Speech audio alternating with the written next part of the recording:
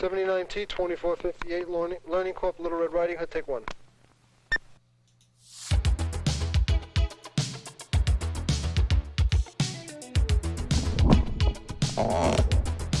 What's going on, fellas? Welcome to the show. Hope you're enjoying yourselves. Hope you're having a good Saturday. Get those vapor vibes in there. What's going on?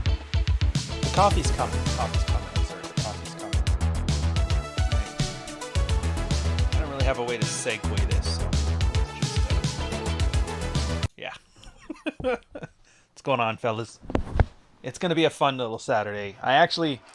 So originally the thumbnail in this one, I had a typo. Hey, by the way, don't eat paint, enjoy your coffee. My girl is adamant. Oh, wait, where's the water? And water. My girl is adamant that I name the second book Don't Eat Paint. And I was kind of leaning towards Praxis, but we'll see. We're going to have the process happening in the future here. Where did I leave off? Oh, yes. So what exactly are we talking about today? We're talking about a few things. Let me know if you hear that. It's supposed to be just in my background here. The tinnitus is driving me nuts this morning. So I need to have something on in my background in my head. So I put on some Boards of Canada because I'm like, that's basically musical tinnitus anyway. So a couple things guys are very confused about, which is strange because it's been around for 10 years now. Going Rambo. If you guys don't know what Going Rambo is, we'll get into that one. Okay, good. Yeah, you're not supposed to hear this one. I'm making the effort to listen to copyright music right now, so it's got to stick to here. You guys doing you. Talking about going Rambo, a lot of guys don't understand what that means. They don't understand the implications of it, and they don't understand why it's a bad thing. And why what they think Rambo is actually a good thing. But we'll get to that. Then up, the old-fashioned, and I talk about this all the time, but I like adding it in here, the praxeology of the dominant male. That's going to be fun because this is like a way of looking at your relationships. Everybody loves talking about mental point of origin. Everybody loves talking about frame, but nobody loves to talk about what that actually means in practice. And then my concern is guys are essentially just taking whatever they want to do, wrapping the title frame around it, and then they think it makes them feel better. Here, one sec. I just realized the lights are a little low. There we go. Let's get some proper lighting in here. Much better. So that's going to be fun. And then captain and first officer. So there's like a bunch of different relationship models. There's actually two main ones. Father knows best, which I think Rollo calls mutiny. And captain first officer. So I'll go over the captain and the first officer a little bit. Then on top of that. Ooh, do I even want to do that? No, I might just skip that. And then the main event. I like talking about the main event because nobody knows what this is because most red-pilled, dudes online are absolutely ridiculous. And as I do my timestamps here, the funny thing about the main event is it's kind of the culmination of a guy's, and I hate using the terminology like this, but like his red-pill journey, He's starting to build himself a frame. He's starting to build boundaries. He's starting to become attractive. He's starting to become less attractive. And initially, an angry guy is like, I'm going to teach that bitch, hold these bitches accountable, And when it gets to the end, what you end up with is, it actually is. It's like she's worried about losing you. She doesn't know how to keep you. It's kind of like a desperate play to like, how can I stay in your life?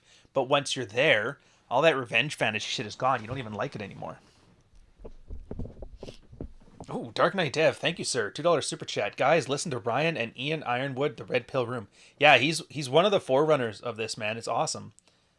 Like the guys from 2010 to 2012 really don't get enough love in the space when they kind of laid the groundwork for a lot of this stuff.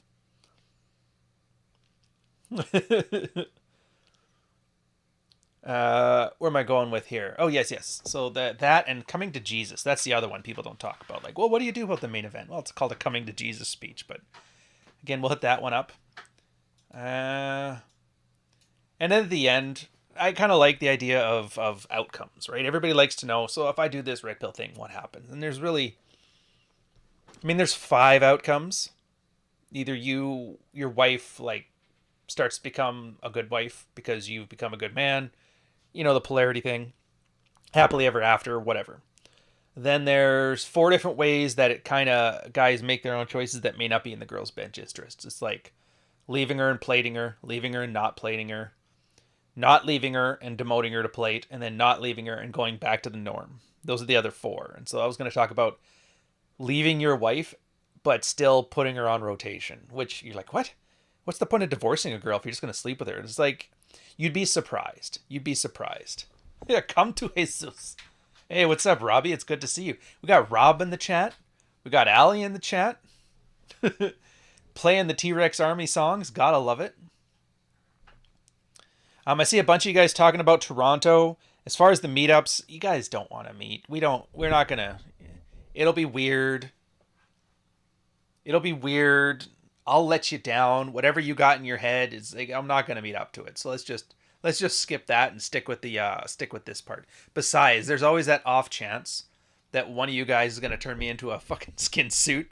And while I'm sure you won't, I'd rather not take the chance, because I would hate for you guys to be sitting here on Saturday like, what the hell's up with this? Where is he? And you guys just think I disappeared. Aw, strippers don't want to meet me. That sucks. All right. Let's get past this stuff. Spurg vibes are tingling. Oh, Mish. Play nice, sir. Play nice. All right, let's start with the classics. Boom, what's up, fam? Got some big news to share that unfortunately is not so good, so I'm gonna jump right into it. You're gonna watch this video and you're gonna cry. At least we can laugh at your eyes as you cry, like in the corner like a little f***ing girl in the fetal position. I call this one Captain and First Officer. I didn't make the term. If I'm not mistaken, is this coffee cold enough yet to drink? It's always too damn hot. Spurg is a euphemism for autism. It's often a verb referring to as spurging out. Yeah. I want to equate this to Athol K, which if you ever looked him up, it's actually kind of funny. A lot of people, like I still post on Reddit. Apologies for that. You know, nobody's perfect. And guys were just complaining. I can't believe people look up to Athol K's stuff when he's such like a beta male. And you look at him, and he's like a balding guy, kind of weenie looking. He looks like an academic. Exactly what you'd picture when you picture like a bald engineer. But it's like the work and the people are different. Anyways, Captain and First Officer. And Rollo disagrees with this model. I'm not really sure if I agree or disagree with it. I find the tool really depends on your situation. So for completeness sake, I'm on the fence myself. But, you know, in my life, kind of got some like version of it. So what happens in a relationship is that there's ways of organizing it. There's always a top and there's always a bottom. Everyone gets one strike, coach. Reddit is yours. Yeah. Well, we'll see. I got banned from Black People Twitter yesterday because I said I'm not a fan of rioting. So yeah, that was kind of odd. I asked for clarification to see if I had done something else against the rules, and they haven't gotten back to me, so we'll find out. Captain First Officer. It's a good reference. It's a good way of framing things. Remember, these are all models, right? The red pill is always about your mental models. That's why when Mark Manson left the manosphere, he started his book, Models. So he understood it too. Everybody kind of gets it. Like all of this, anything that wants to do self-help or anything like that, all it is it gives you narratives. And then once you have those narratives, you anchor your decisions to those narratives. That's really how the human brain works. That's why media manipulation happens. That's why propaganda exists. That's why advertising is so effective. That's why lifestyle branding is effective. Like, hey man, you're talking about tops and bottoms. Yeah, tell me about it. So that's how the brain works. I mean, back in the caveman days, you had like elders telling stories. Back in the Abrahamic days, you had parables of the Bible. The Bible is like a giant collection of mental models. That's really all it is, inside of what they call a deep narrative, which is a collection of them, right? What's going on, Logan? Greetings from Australia and Germany. Digging your emails lately. That's good, because there's like, I'm already backed up. They're probably coming in at least till the end of October. Anyways, back to the mental models. Yeah, so these models, and it's interesting because models aren't reality. It's like in economics, you know, all models are crappy, but some are useful. They're all too simple. Oh yeah? That's awesome.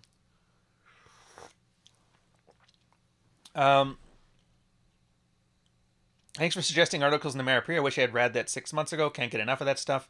Yeah, honestly. And it's not that these aren't articles. That's the other thing. You guys got to realize these aren't professionals giving you like pro married mental models. These are guys figuring it out. And all I've done is like, you've seen, there's like 10 field reports previously of guys screwing things up. And then the 11th one, somebody gets something right. And that's just the one I'm showing you. So you guys are missing a lot of work behind the scenes. Anyways, captain, first officer is a model. And it's a good model because guys can understand it. We like the idea of an adversarial relationship. We like the idea of hierarchies. It's a way of appealing to male sensibilities. So what does that mean in practice? In practice, that means ultimately the responsibility falls on you. If anything goes wrong, it's your responsibility. It may not be your fault, but it's your responsibility. And then the idea is the wife as a first officer. Now, if you don't know, the ship's hierarchy is separated like the captain is the executive and administrative leader of the organization of whatever your ship is, right? The first officer is considered like the administrational head. I know it seems like pedantic, but work with me here. So it's not the idea that you have to dominate your woman and make her feel like, just get barefoot in the kitchen, bitch. Fuck. It's not that. It's the idea that you're in charge, but you have somebody competent beside you. Now, maybe you don't have somebody competent. Maybe whammon ain't shit. To which I would ask, then, why are you married? What are you getting out of this? Guys never seem to get that far. It always seems to be like this wife I invented in my head is useless and only useful for sex and babies. But so all of the stuff that you've experienced and had other people experience and write down and share, all that is wrong. And this is why I hate talking on the internet about this stuff. So yeah, it's that. And the XO advises, of course. So from the relationship, you have the idea that, okay, so I am the authority and I delegate things to everybody else because I can't do everything. Or maybe you can, but you don't want to. Either way. You know, wife has certain responsibilities. You have certain responsibilities. You get what you get. You do what you do. When something goes wrong, you take it as like, all right, my responsibility. How do I fix it? It's a good model. Like a lot of women really like it because it takes responsibility off of them and it puts their man in a position where he's useful. Now, that comes with like a big caveat, and this is where Rollo would disagree with it. He calls it, his article is called Mutiny. Rule 0 is going to be on MLD Johns, I think. I'd have to go check. But I'll double check. I'm sure Twitter will send me some, the guys will send me some Twitter stuff soon. Anyway, there's some caveats to it. An article from Rollo, which I don't think he originally had it. I can't remember who did it originally. Or maybe it was directly as a response to it. Anyways, the idea of mutiny. So, yeah, if things are just normal bad, like, oh, phooey, we burnt the muffins. It's like, fine, your fault, my responsibilities, great. But when things get truly tragic, like that's the example I'm using, and I will be using in the book, is the 2008 financial crisis.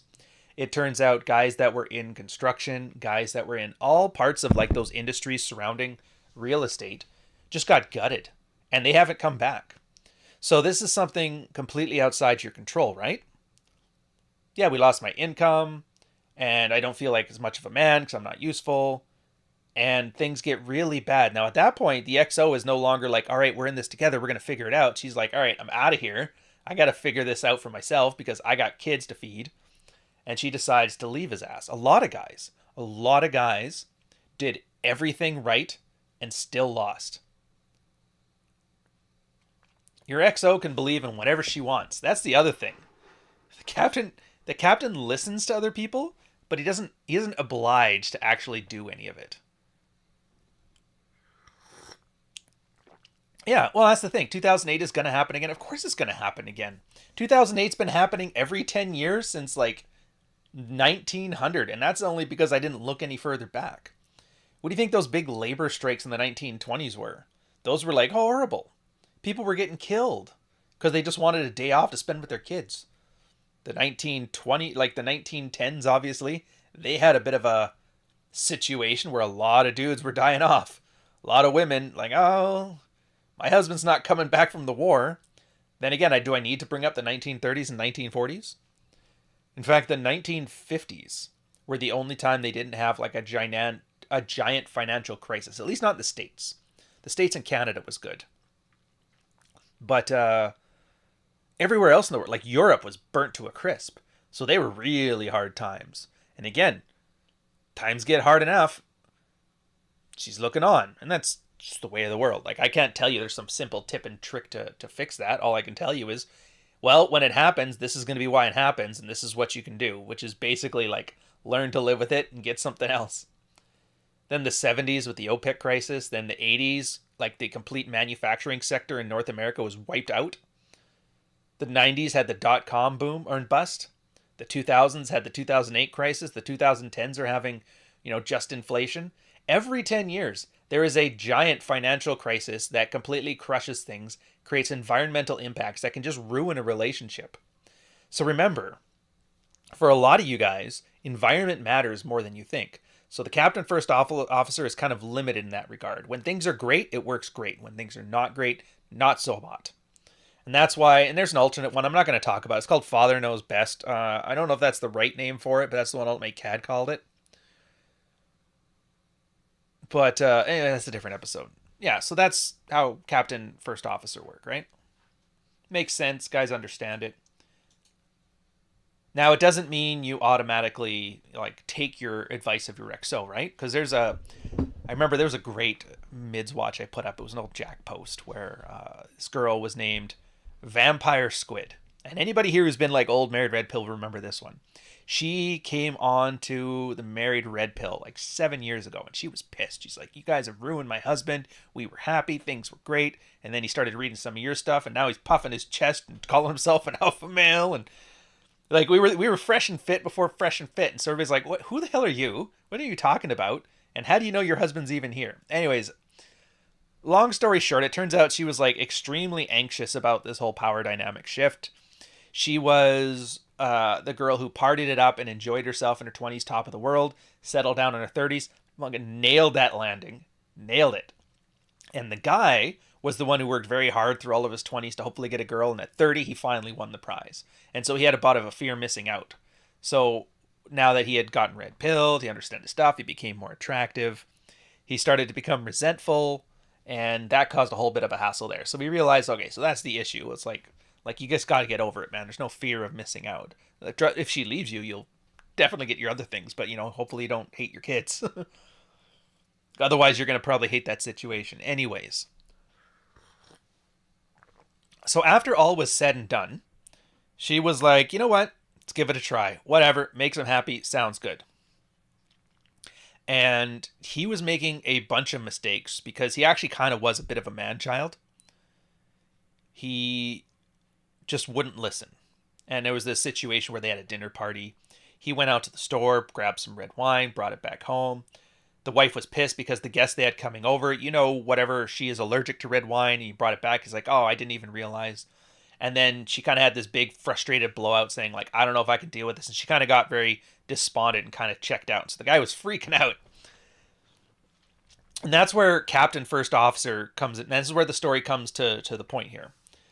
So it's not that he bought something that would suck from a social situation here. It's not that she trusted him to take care of the logistics for the dinner party and he failed it. It's a very minor situation. It's not about the nail.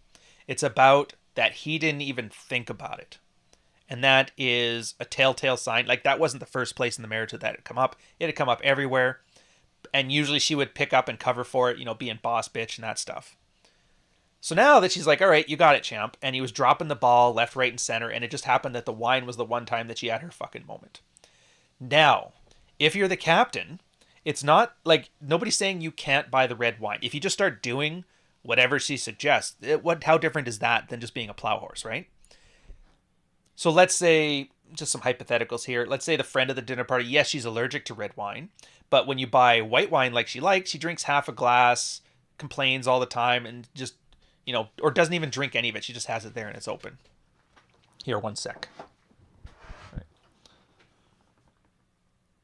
So, I made a decision. Bought the red wine because I'm not wasting the wine on somebody who's not even going to drink it.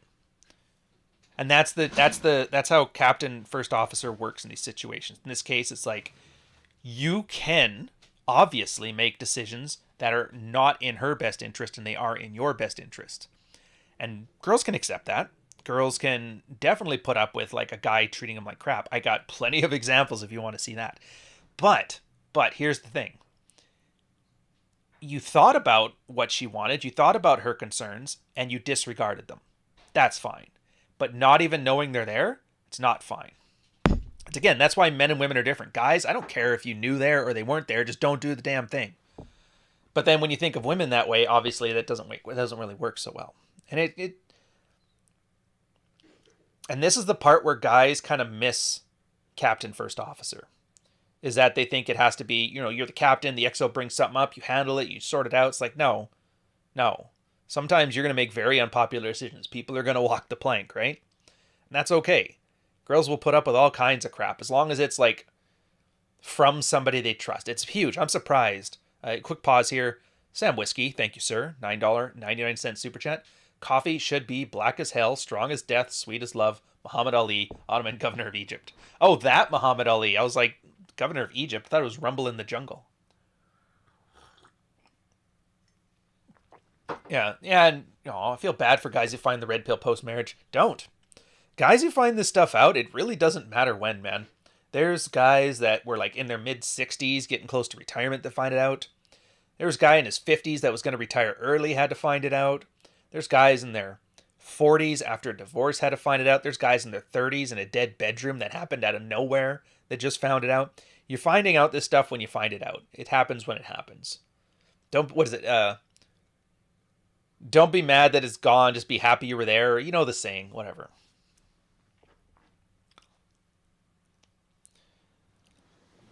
Where was I going with this one? Oh, yeah. Okay, so it's not about the wine. It's about, her feelings are taken into account, but not necessarily done.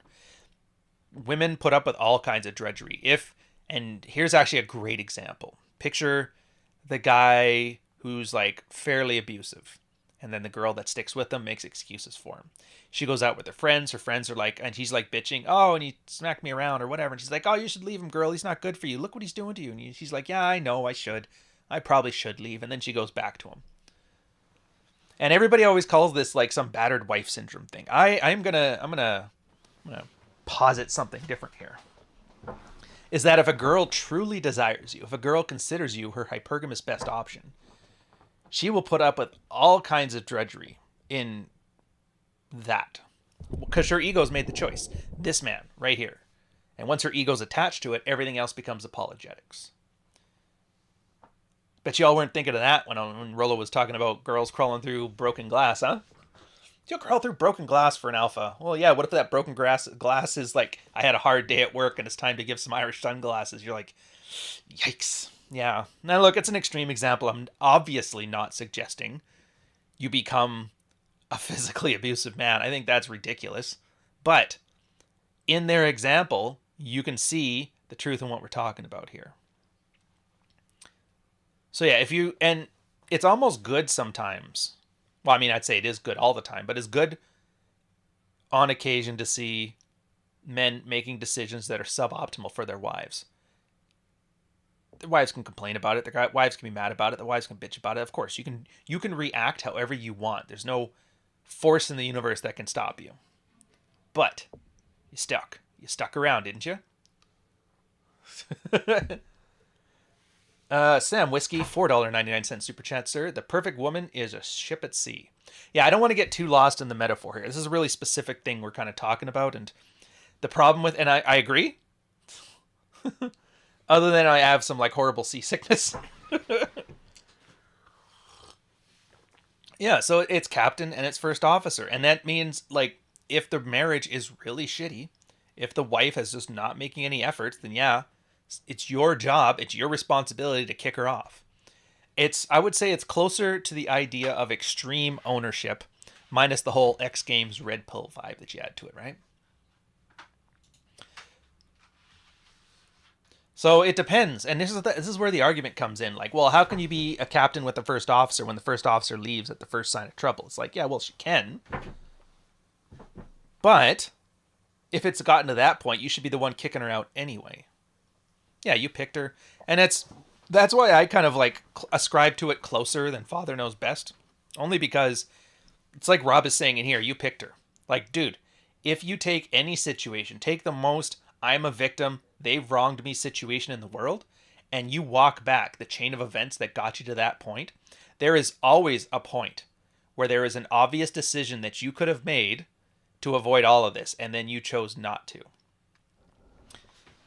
That sounds like victim blaming or whatever nonsense. I don't really care. The idea is you're supposed to be introspective, right? Understand why you got into these situations. And so you realize, okay, in the future, never doing that again. Why? Well, because that leads to this. It doesn't lead to that. Oh, it does. Well, how do you know that? Well, here's the 8 things in my life that happened after this decision, and that 9th decision where she decided to blow my boss. So, yeah. Well, that could have happened. That doesn't happen all the time that way. Well, let's talk to 100 guys and see what they think. About 8 or 10 of those decisions were the same thing that all the guys had. So, like, no, we're pretty sure. We're pretty sure. We're doing what they call convergent evolution. Trust the science. Trust the science. Of course, vetting is a bad plan. Who talked about vetting in any of this crap? Is that in the chat? Are you guys talking about vetting? Look, vetting sucks. It really does. Vetting has too much ego involved. Vetting is a snapshot on a process that takes a lifetime. Vetting absolves you of the responsibility of creating your own boundaries. Vetting puts all the onus on the other person to be what you want them to be. Vetting is the personification of a narcissistic fantasy and a narcissistic ideal. Yeah, no. Boundaries. Have your own boundaries. You can be, talking to the girl, you can be whoever you want to be. You can do whatever you want to do. You can think whatever you want to think. But these lines, ye shall not pass. Here, I'll tell you what. We're a little digression here, but whatever. I have an article. I figure Rolo does this all the time. Why don't I? I fully expect now Torsha to make a video on this pretty soon, which is fine. Yeah, we just suck at vetting. I have and I did it as a listicle, because originally it was like a giant 10,000 word essay, and Carl's like, no, don't do anything over 2,000 words. Nobody will read it. You're not Slate Star Codex. I'm like, fine. But yeah, vetting sucks because, one, men don't know what they want in life. We don't, and we think we do, but then we get older and we change what we want. So how can you vet for something that you don't even know you want today or you may not want tomorrow? It's ridiculous. And then when you're vetting, it's usually for somebody's values. And then the question is whose values, right? The values that you were told that you need to have. So if you're a Christian man looking for a good Christian woman, you're finding those same values that the church gave you. And talk to a lot of the Christian guys right now, especially on the Christian right. They are disenfranchised as hell. So is that really who you want to tell you what to value in life? Probably not. And then the other thing, vetting is no guarantee. Somebody can go feral at any moment, right? So what are you vetting for if it's just somebody is going to do what they do anyway? Well, vetting is supposed to fix that out. Well, it's a good indication. It helps, but it's not true. Vetting's also, like I said, is narcissistic fantasy. It's there because you have an ideal mommy waifu that you want. And then you picture all the things. And this is, women do this and it sucks. I'll explain it from a female perspective and you'll understand how full of shit it is. Do you know when girls are like, oh, I love nerdy guys. And then you see the guy, he's basically Chad with glasses. Or I love rock stars. And he's like a, heroin chic dude, rock star. And it turns out they don't know what they're attracted to. But when they are attracted to something, they can notice secondary characteristics, and they try to make that correlation into a causation. Jennifer coming in with the heat. I like it. So when a girl says, I like nerdy guys, you're like, oh, what if he's a fat nerdy guy? No. I mean nerdy guys, not ugly guys. And you're like, all right, fair enough. So yeah, it's like, whatever. Vetting, you also invest your ego. You want the girl to pass the test. You do. And so you'll hand wave away a lot of dumb shit. Because your ego's like, I think this is the one. Why? Because she's pretty. Because she's a nerd. In reality, she's just a hot chick with glasses. Who likes Dragon Ball Z or whatever, whatever. So your ego's already invested. And then next up, humans lie. People vet for 6 months and then marry their sweetheart or whatever. But you can keep a narcissistic mask up for an entire year. So it's such a long-term process of vetting. Like, imagine that, dating somebody, moving in together for a year, and you still don't know. It's only after that year they start acting normal, after all that bullshit. So it's clearly, even if it was effective, it takes so damn long. And then finally, when most people vet, they just stop. That's it. All right, found the one. Turn off all this stuff. Turn into my schlubby self. I don't have to think anymore about this. And you're just like, what the hell? Coach mentioned Dragon Ball Z. Oh my god! I never watched it. Funny enough, I was too old for it. I was young enough for like Astro Boy and that kind of stuff, but never quite made the Dragon Ball Z jump. But I think that's because, I know it sounds older than I am, but it's because my parents had a satellite dish back in the day. And so when you had the satellite dish, you got to live like with cable TV 10 years in the past for all of the services that they used to syndicate. So I was watching like Reading Rainbow and Soul Train and Astro Boy, which like, isn't that like 70s and early 80s? Like, yeah. When were you watching that? Like, I don't know, late 80s, early 90s. Silver Bishop, €10 super chat. Thank you very much, sir. Red Morning, perfect for recovery on Saturday. Listening while writing bills, eating, and then Project Zomboid before going to work in the evening again. Coach stream for the win. Or couch stream for the win. Thank you, sir. Dude, Bishop cannot understate how useful. Like, we have, you guys don't know, but there's a T-Rex army in here. What the hell's the T-Rex army? Well, the T-Rex army was because back during NoFap November, Mish had the great idea of, you know who would win that? A Tyrannosaurus Rex, because his arms can't reach. So you need to be the T-Rex. Be your internal T-Rex. And so it kind of turned into a bit of a meme. But on Fridays, we have a Project Zomboid collaboration amongst all the red-pilled guys. It's kind of fun. But Bishop is always there. Like, whenever we don't know anything about the game mechanics, he's like, here, that's what you need to know. Here. Just so you know, the 9mm will always jam. And it's kind of neat. I watched Reading Rainbow when I was a kid. Now it is Drag Queen Hour. Yeah, it's weird. Rainbows just like completely, like in the 70s and 80s, rainbows were fun. And now rainbows involve monkeypox. And I just don't know. I was never consulted on this change. I would have suggested something else. Maybe polka dots. But hey. So, taken all together, this is your captain and first officer model. I'm a little behind schedule, but we're having so much fun right now. Speaking of fun, let's, you know what? I gotta use it now. Because we don't have much longer for this world. What do... Not Ryan Stone. I think he's the most important guy in the world. Ryan Stone. Give a about Ryan Stone. Me and him have gone back and forth. Blah, blah, blah. Yeah. Ryan Stone does not pass the 6-foot test. He's not even a man. So I don't give a Ryan Stone.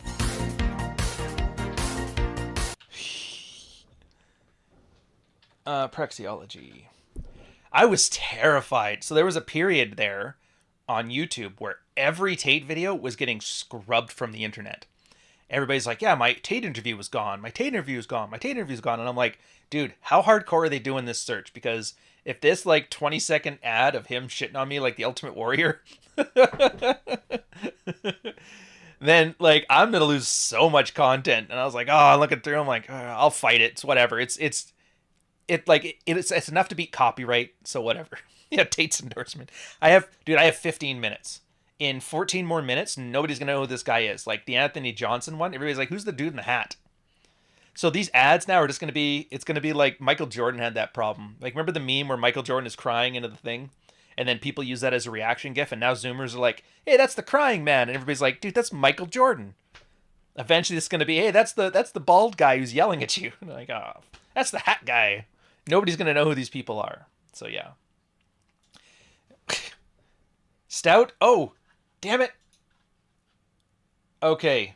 So, fun fact. Fun fact. Rurb. Here, Stout's asking, did see the Bet David interview? No, I haven't. And actually, I have like a meme. I'm prepared for this. I got to make a video clip that I'm going to put on stuff like this where guys ask, do you know about Butt Fudger and Wheat Waffles and Tyler the Fiend and that? I'm like, no, and I don't care. So I have like a meme of me sitting there with like, I just don't care anymore. Sean Bipley, again, sir. You keep throwing these $100 super chats at me. Not that I'm not super appreciative, but I just wish you'd at least say hello or something. Thank you very much, kind sir.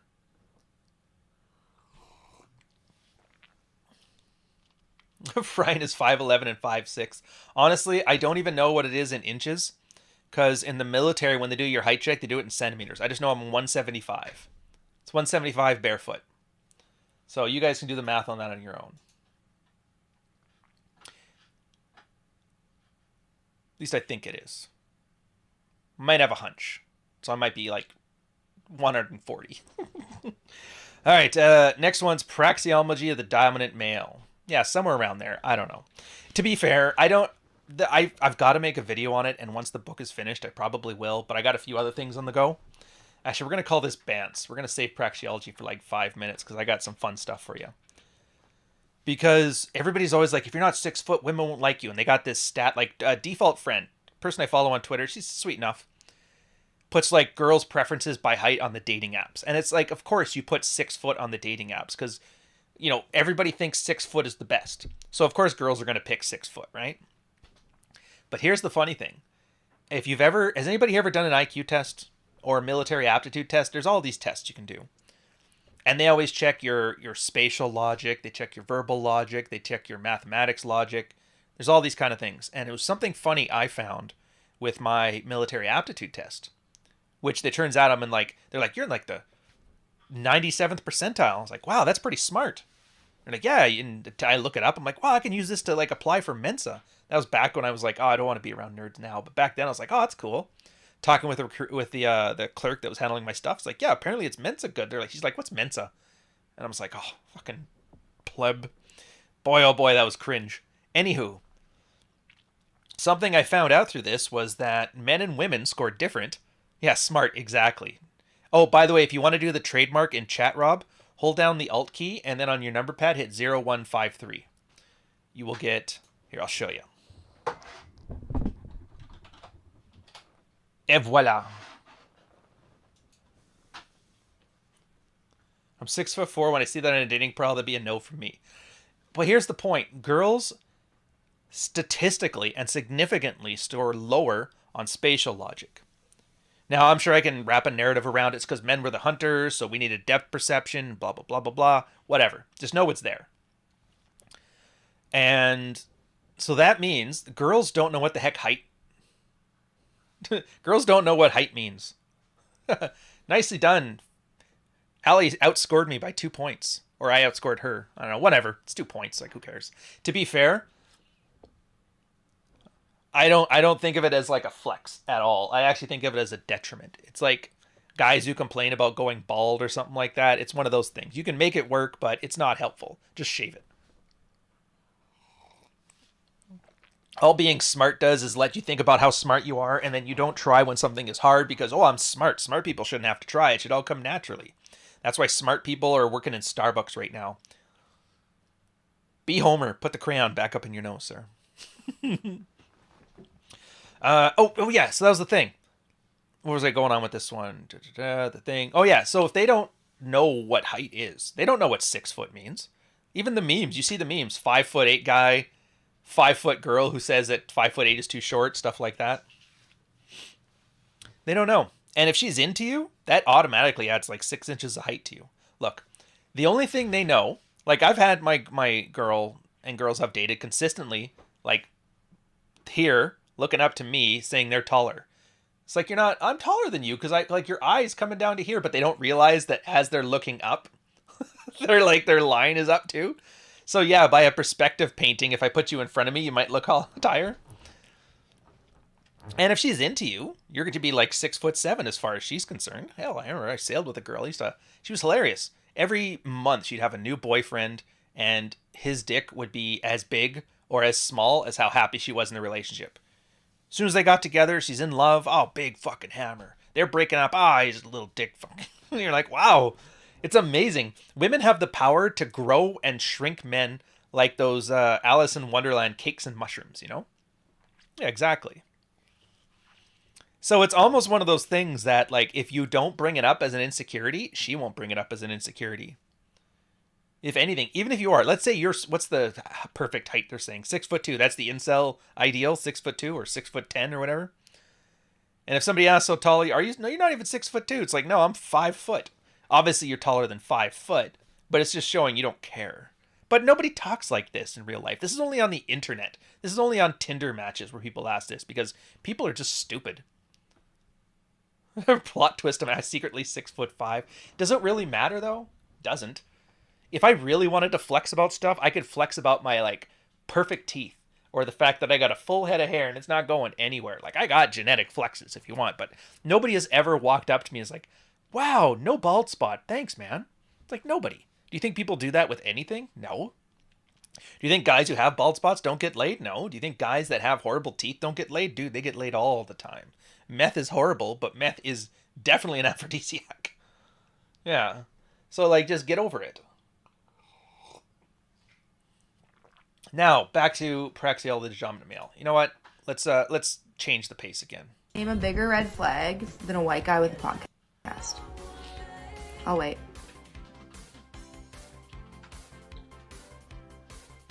I am not impressed. I will have you know, I'm like 80% white. The podcast is goddamn good, and I don't want you anyway. You got random Iroquois art and not art on your walls. You're not my type, sir. Or madam. I don't know, you're allowed to say anymore?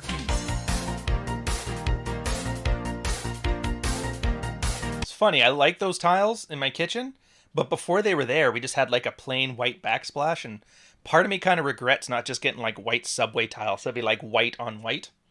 It looks really nice, but at the same time, I don't know. The Liechtenstein, Andy Warhol type vibes we got in there are pretty good. Plus, we got a bunch of like lithographs around there from when we went down to Chicago. We caught the Andy Warhol exhibits, and we got a bunch of his official lithos, and so they're hanging up and around the house. So it's kind of neat. I had only one cavity at my last dentist checkup. Roshi, a god amongst men, sir. God amongst men.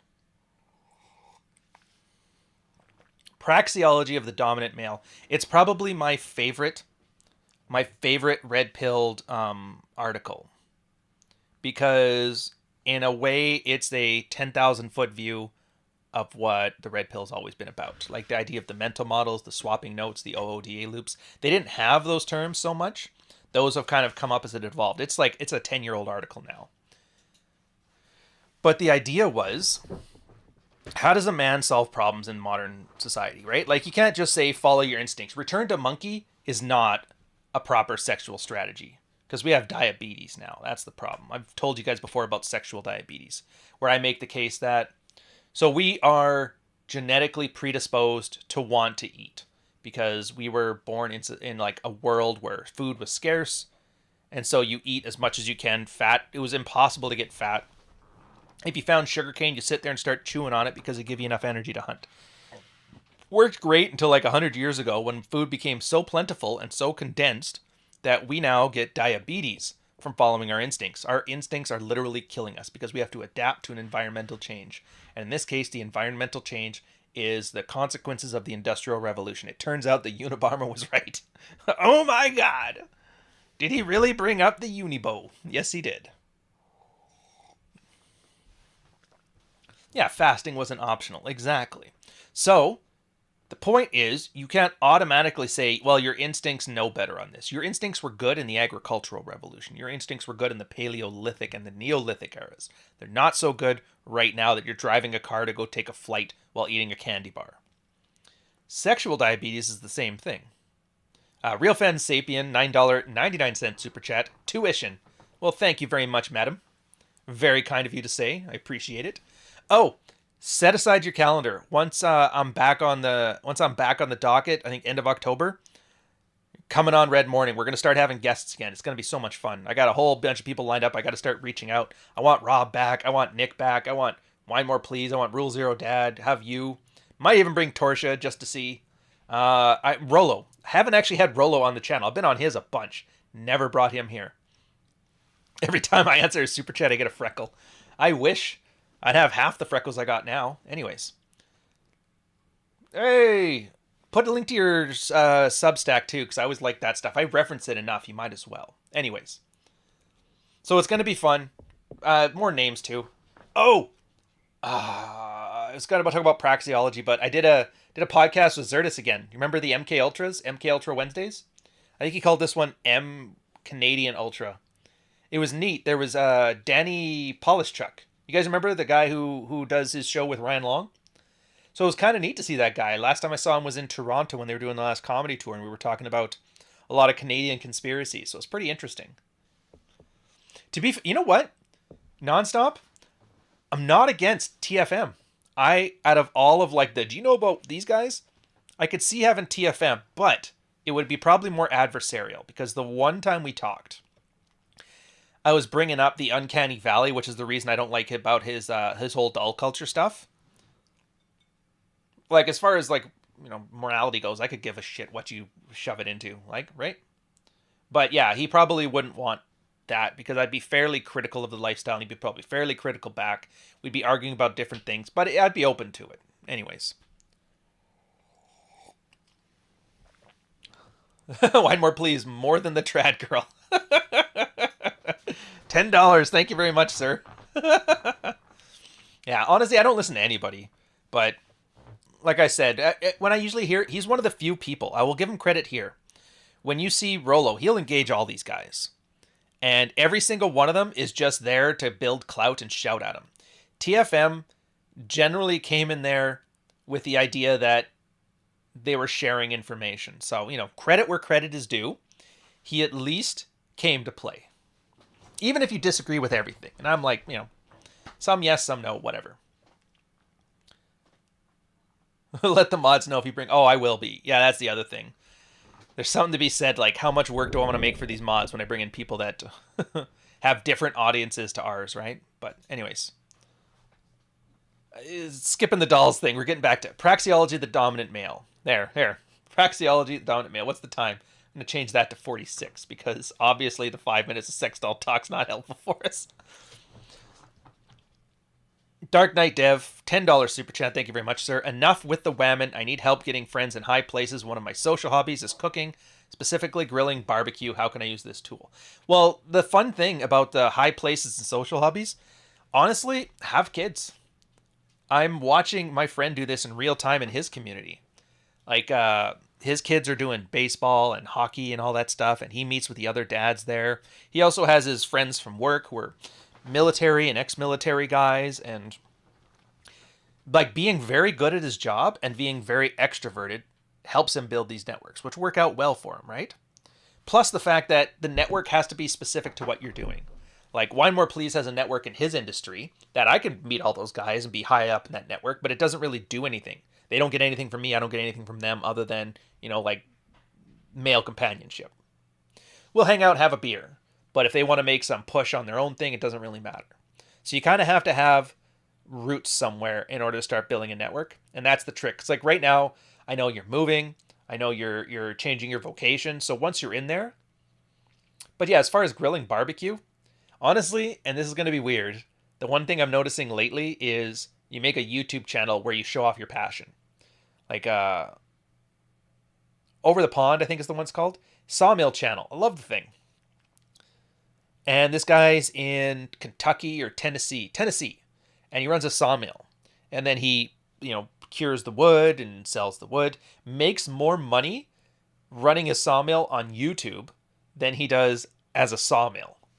There's this other guy in Northern California. That's Ghost Town Living. Bought up an old town. He's literally the Schitt's Creek. Bought an old mining town in Northern California, and he vlogs the experience of trying to convert it into a hotel. Makes more money on YouTube than he does with his, you know, passion there. So it's one of those weird things. Salt Daddy 1340 Canadian, thank you very much, sir. More than Wine More, please.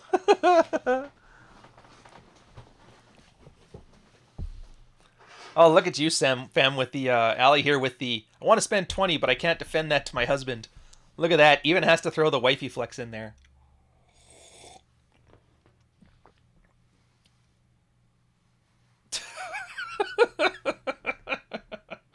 All right, guys. This is funny. You guys are going places. I like it. Oh, it's fine, though. He's military, too, or ex-military. And there's one thing military guys love. It's that their girls paying attention to other military guys. Trust me. There's not a more trustworthy sort of fellow you can meet. Mick Crovo, sorry, $10 super chat. Damn it! It's right on the cusp. It's like flat 10. That means I have to talk about Jack Murphy's cuck article twice. Heartfelt, man, heartfelt. Anyways, how do I break my attraction to borderlines, narcissists, and psychopaths? Tired of playing games on hard mode. Well, there's two things. One, you may not be attracted to borderlines, narcissists, and psychopaths. You just may have the qualities that attract them. So it's not that you're attracted to them, it's what you can get. And guys are horrible for this. They learn to like what they get. They don't learn to get what they like. And unfortunately, borderlines fall in love really fast. They always fill your fantasies because that's how borderline works, right? And if you're the kind of guy who just wants to get it done, get in there, you don't enjoy the process, and you just want a girl to love you, then yeah, borderlines are the ones that you end up getting attracted to because you're looking like. So like all things, you have to change yourself. And it's the same as anybody else here. You get rid of your nice guy behaviors. I always suggest Robert Glover's No More Mr. Nice Guy. Find out where all your nice guy behaviors are. Learn how to get rid of them. You know, hiding the badness or the reason that you lie. Then there's always Manuel Smith's assertiveness stuff. So you learn about your assertive Bill of Rights. Like you don't have to care how to use fogging, how to use negative inquiry as like tools so that way you're not manipulated by appealing to your guilt in order to make you do stuff you don't want to do. Don't dare and explain yourself, make yourself as a mental point of origin. Like all these things kind of tie into it. And then you'll find, and then there's obviously the be attractive stuff, right? Like, I don't know what you look like. I see a small picture maybe of your face. I don't know. You look normal to me. But if you're just like 100 pounds overweight, obviously there's a very obvious thing you can fix there. Drop 100 pounds of weight, put on some muscle, look more attractive, dress better, smell nice. Learn how to string a sentence together. I mean, you can go everywhere with this stuff. Now, here's the thing. People tend, and I know it's weird to say this, but it seems obvious once you understand it. People gravitate towards their equals. Like women and men. Once they get into a relationship, you'll notice like, yeah, sometimes you sleep with hot chicks. Sometimes you sleep with ugly chicks. Sometimes you have a fatty as a slump buster. But eventually, you end up in a situation where you're with somebody who's kind of your equal. Because if somebody's not your equal, the relationships tend to be less stable. So it's just, that's how we grind into it. So that's the other question then. If everybody you run into is like this, then there's probably some deep internal work to fix, right? But I mean, I can give you a general roadmap that will get you started. But at this point, that's such a large and expansive conversation. It would take up, like there's guys that have been in my Patreon for like a year now. And they're just getting to that place where they can answer like their version of your question. So yeah, it takes work and it takes a lot of shedding of your ego. And that's where like the group space is useful. Well, that's the thing. Like, and I can speculate on it too, like why more pleases, but I don't know. That's the thing. And here, don't just agree with us. This isn't Catholic confession where you say you're an asshole and then you feel good about it. Oh, thank God. And then you got your absolution. You go back to the normal thing. That's not how it works, man. You got to really break down the problems. These stats don't tell me much of anything. They say you're not horribly obese. They say you got some natural talents. But yeah, the only way to know the problems is you pretty much have to systematically go through everything you do that's attractive and unattractive and like quantify where the mistakes are. It's the same as pickup. You go and try to sleep with a girl and you don't know where to start. So, okay, so your problem is with approach. You learn how to approach. You give an opener, your opener sucks. You find out why your opener sucks, and then you can fix that. You have to systematically break it down. And that's why this is always such an unattractive space, because everything about the human condition is meant to be subtle. It's meant to be covert, right? Body language matters, all this stuff. Women like covert. Nobody likes being direct. Hey, nice shoes, want to fuck? Nobody does that. So by using plain, almost autistic language to describe a covert process, it always looks unattractive. But that's kind of what you have to do. That's why Mystery was so like revolutionary. He went literally from look at a girl in a bar, go from there to like, what do you talk about after you nut? And he broke that down into 9 separate steps. And each of those steps have like a process around it. Now, that's not always the way it works, but it's a good enough set of training wheels to get you started. And in this case, it's like the red pill training wheels. All right. Which I guess ties in pretty well with the topic of praxeology, which I still didn't get. I'll just call this one, I'll just extend this to super chats. because it's actually a fairly insightful piece on its own. Did I miss anybody? No, I got them all. Okay. So praxeology of the dominant male. The idea here is you look at your life and you look at your outcome that you want, and then you systematically break it down. In this case, it's a relationship. Everybody wants a relationship. I don't care. Yeah, I want to travel the world and just bang hoes till I'm dead. Fine. Realize you're the exception. Now go do that if you want to. That's not what I teach. Sterling, great example of us hiding that out. Troy, Francis, great example of that. Go see them. I could do it if I wanted to. I don't want to.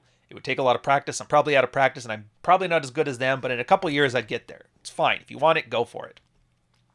But most guys want some sort of monogamous relationship. There's many benefits to it, and I don't have to tell you the benefits. It should be, if it's the kind of thing that I have to convince you of, you probably don't want it, so don't waste everybody's time. Yeah. How do you, what makes a good relationship? Do guys even know? They don't, because they pick just random qualities. Well, it's 10, 20, like even Rolo. Love the guy. What kind of relationship do you have? Well, we've been married for 23 years. Like longevity, like literally the high score. That doesn't matter. Dude, here, I'll put it this way. India has a less than 1% divorce rate. But they also have the highest rate of ball-busting battle axe wives in the world. In the world. The plow horse men is a damned epidemic. A country of 2 billion people, almost. And 1.1 billion of them are just fucked.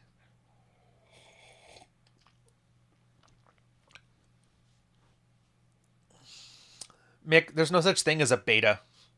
That's just you coping with the idea that she left you for somebody else, so you have to say he's worse than you. It makes you feel better. See, right there, that kind of shows you a bit of the problem. It's that you have too many coping strategies and not enough successful strategies. But again, that's the whole point of the mental models, right? So yeah, longevity is not a good one. Well, what do we put? Sexual frequency? That's fine. You can use that. But then what happens if your girl gets sick? She gets cancer, has to go through chemo. Obviously, you're going to be in a dry spell with a chemo girl, I hope. I'm assuming when she's throwing up with all the chemo treatment, you're not going to be sitting there. It's like, God, stop blowing up so I could stick my dick in there. Probably not. And there's going to be situations, maybe it's like a bad pregnant. There's like the 6 weeks after pregnancy where like it has to heal up so you're not supposed to do anything, or a surgery, or all kinds of stuff. So there's times in your life where you're going to have dry spells that's really nobody's fault, and that's fine. Chemo girl's got lots of nurses. So you can't really say that either. Like, obviously, when times are good, you want a healthy sex life, but when times are bad, sometimes it's one of those things you got to suck up. That's fine. So you can't just say blanket across the board sexual frequency. And I like the one Ironwood suggests where it's maximum happiness and maximum sustainable happiness for everybody involved. You know? Do you hear a banjo? Who the hell's Tori?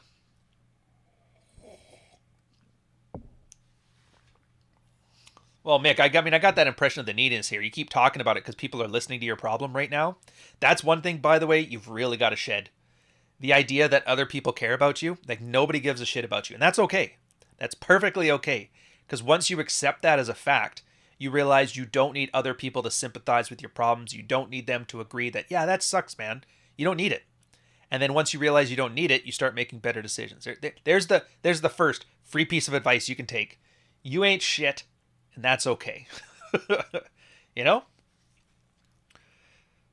Right, with praxeology. So yeah, maximum happiness for all. So that's good. So what does it mean by happiness? Well, nobody can really define happiness, but they can definitely define unhappiness. So I would just say the absence of unhappiness. Then you get on that. So a sexual sustainable frequency, whatever that means for you, doesn't really matter to me. I'm not the one fucking your wife, you are. And generally speaking, like pleasant to be around, cooking, like normal stuff, right? So how do you get there? And then you look through how have relationships organized in the past. Well, there was polygamous, polygynous, all the poly crap. I don't know, let's call them poly. There's ones where guys are running the show, guys are wearing the pants. There's boss bitch, girls running the show. There's the equal relationship, which is really just a woman leading a relationship, but the guy gets to save face. And over history, you find the ones that were most aspirational, like people who had really good parents. Notice it was always like male dominant relationships were the most happy and sustainable ones. So yeah, okay, so red pill's like, fine. We'll go with that. There may be a better one, but right now this is the one we know works. We have some examples. We've proved it time over time. Let's go with it. So how do you get there? And most guys is like, well, you bring home the bacon. You work hard. You provide for your family. You know, all those classical masculine, yeah, this is what I do. I'm a man. But I just told you like an hour ago, right? That environmental changes can just cripple you.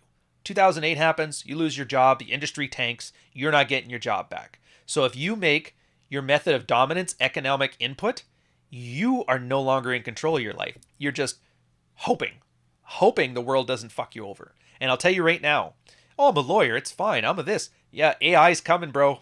AI's coming. Your truck business is not going to last forever. Your legal discovery method is not going to last forever. Yeah, there'll still be lawyers, but there'll be a lot less of them. A lot less of them.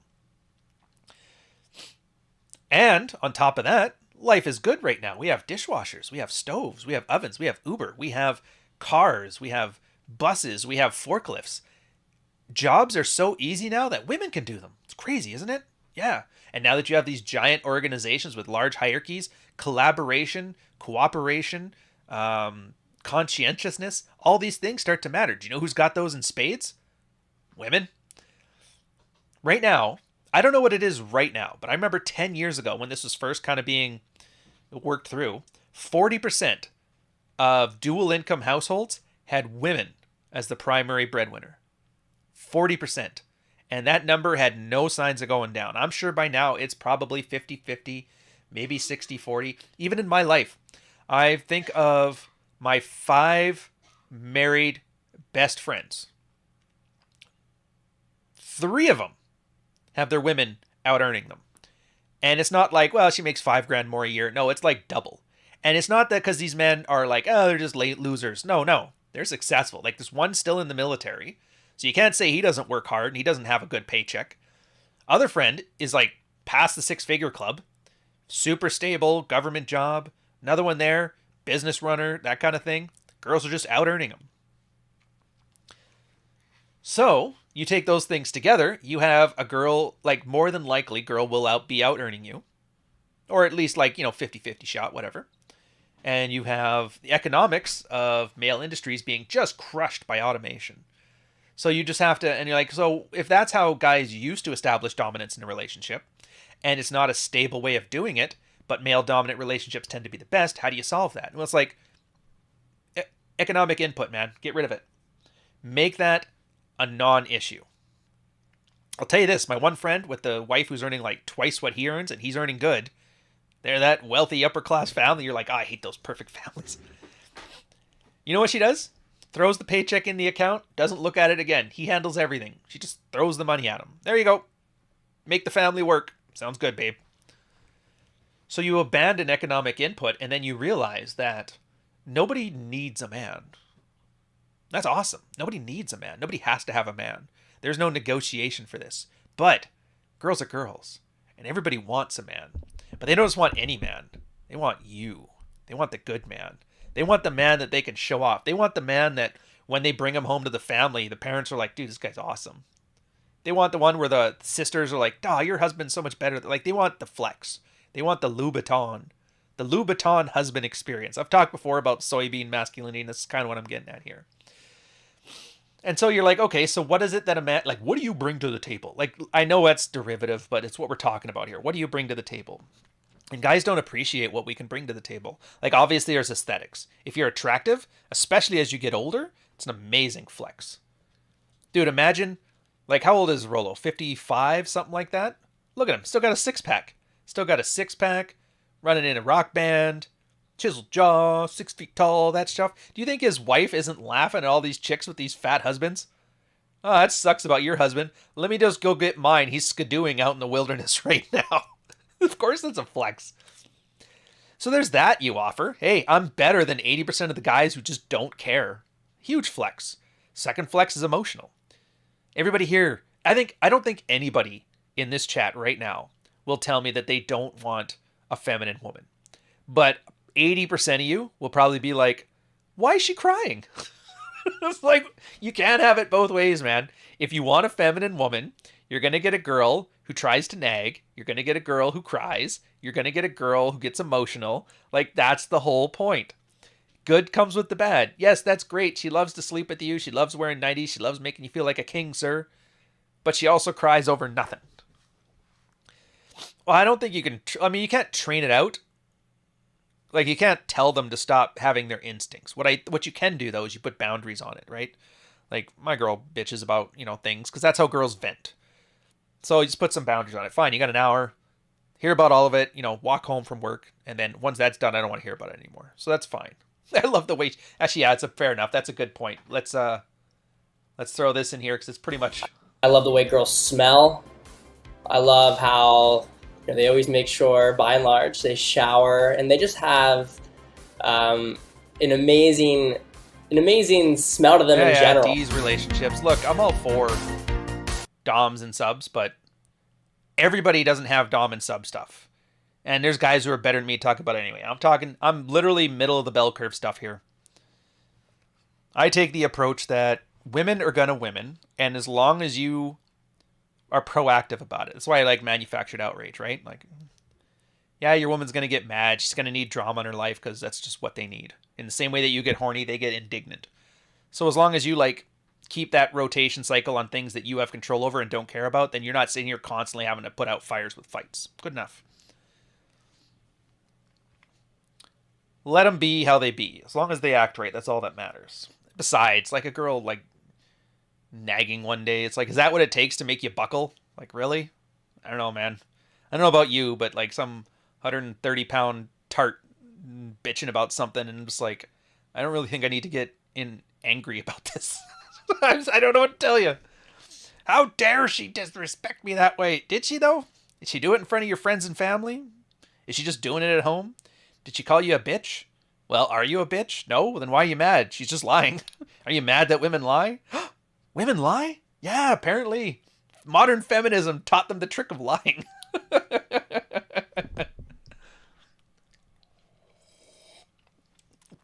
Yeah, shower game. So you just... And then your emotional stability, it turns out being like a superpower. Girls are huge neurotics. Remember when I said before they have horrible spatial logic compared to men? When it comes to men and IQ? Well, it also turns out they are more emotionally volatile. And so for you can see some horrible thing as a 2 out of 10 event.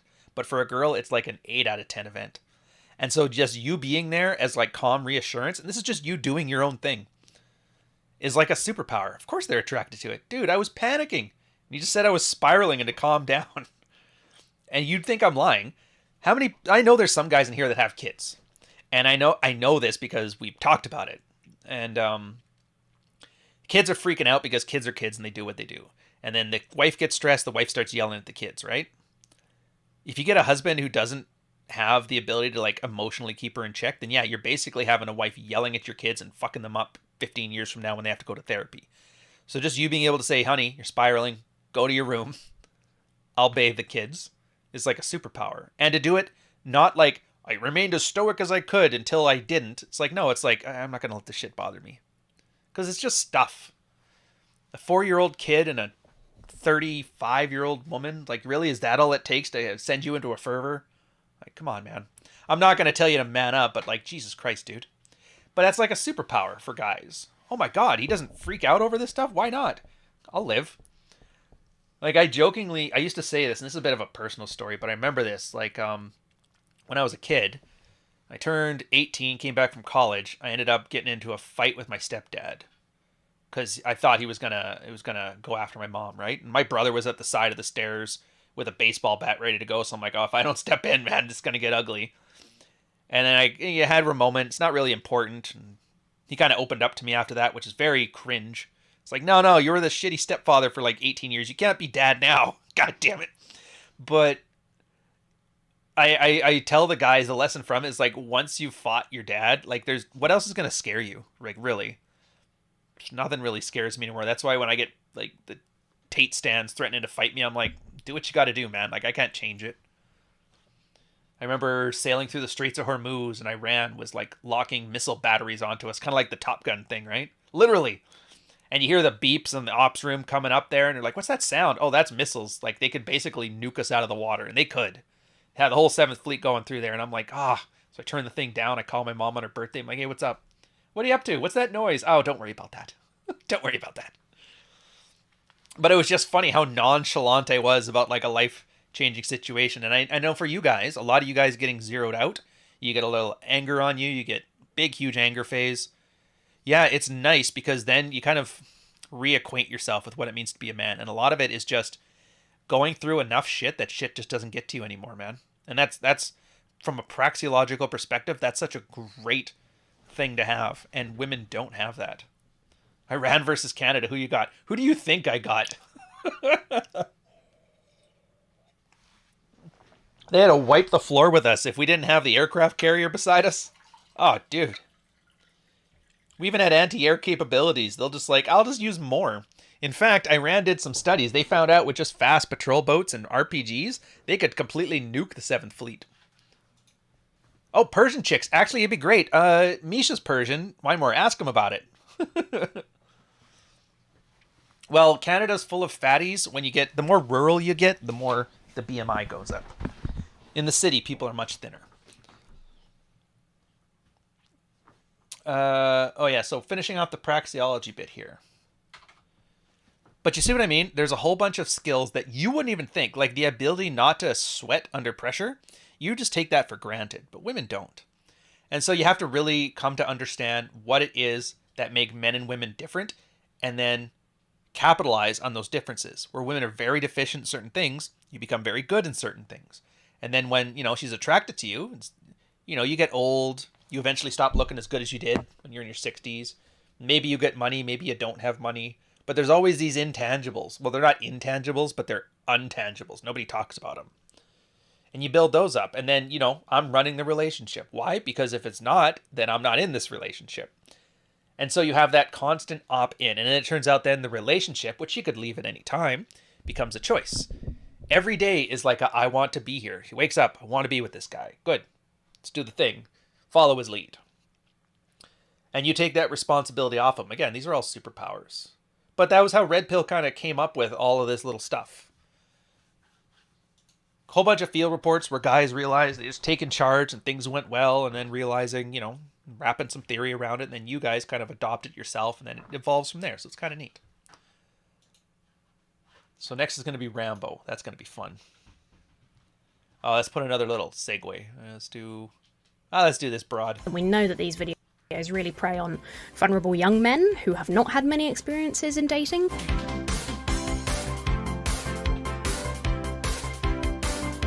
Going Rambo! Who remembers this? I remember this. One Please probably remembers this. Most people don't. And people screw it up all the time. Everybody thinks going Rambo is when you read 3 rational male articles, then dive headfirst into the red pill and start flexing and puffing your chest and shit like that. And that's actually not Rambo. It's not necessarily a bad thing. There's a lot of guys that the instant their zeroing out moment came, and I was one of them. I think Wine More Please was one of them. Ultimate Cad was one of them. Where you just kind of mission focus. You've double focused on, that's it. Mental point of origin. I'm getting all this. You devour all the books. You work out like a madman. And things just get better very quickly, right? Yeah. That's going Rambo. You got to slow down because you're going to screw up. It's like, no. It's not about slowing down or speeding up. It's about being aware of what's happening. I often refer to OODAs, or loops. Observe, orient, decide, act. Now, if you're going hardcore, that just means you have to do these quicker. You have to observe a lot. You have to orient yourself quickly, make a decision, act on it instantly. Come back, reiterate on that, make mistakes, fix it. Make a mistake, fix it. Stop making mistakes, good. Keep going. Going Rambo is where you just stop observing. You become like a dumbwaiter. And the example was this guy, Alpha as Wolf. I think I've mentioned him before. It was a very hilarious example. So he knew all the stuff, but he didn't know why all the stuff. And whenever he got in a situation where his wife would shit test him, all he knew to do was play fight. It's like a stalling thing. And there was this one scenario where he was practicing being attractive. So they were having sex. He got her off. And he's like, wasn't feeling it or something I don't remember how that worked out. But it was essentially she got hers. He didn't get his. And he says, that's fine. You can sort me out later. Sort me out tonight. Goes back to work. She goes back to work. And it was like a series of like shit test engagements, and then he would disengage, shit test, disengage. Finally, at the end of the night, she walks down the stairs wearing like lingerie to take care of him. So they go upstairs to fool around. She complains, hey, your hands are a little cold. Can you warm them up? He thought that was a shit test trying to make him into a bitch. So he starts wrestling with her. She starts freaking out, starts throwing out the abuse line. And then he's like, well, I'm going to be stoic now and just detach and do my boundaries. And he just went downstairs and do whatever. And it was like the funniest thing because he went from, so you went from your wife, got dressed up and got ready to blow you. And then through a series of decisions went to not getting blown, sitting by yourself in the den writing field reports. Is that about right? And he's like, yeah, you guys did this. You guys screwed it up. It's like, maybe, and work with me here, maybe you're not paying the fuck attention. And you're taking everything hyper literally. And I hate when guys take things hyper literally. So that's what going Rambo is when you take things hyper literally and you don't calibrate them to your situation. Bullets solve everything, sir. That's Rambo. I think Jack Ten of Hearts did a thing where the reference he made to it was a guy wants to drive to the store to buy a glass of milk. And he sits in his car, rolls up the windows, rolls them down, flicks the locks a couple times, hits the e-brake, turns off the e-brake, turns on the radio, fiddles with the dial, and then wonders why he's not at work. It's like, well, there's specific things you do in your car if you want to drive, and you're just doing everything and then seeing what happens. Yeah, and that's essentially what going Rambo is.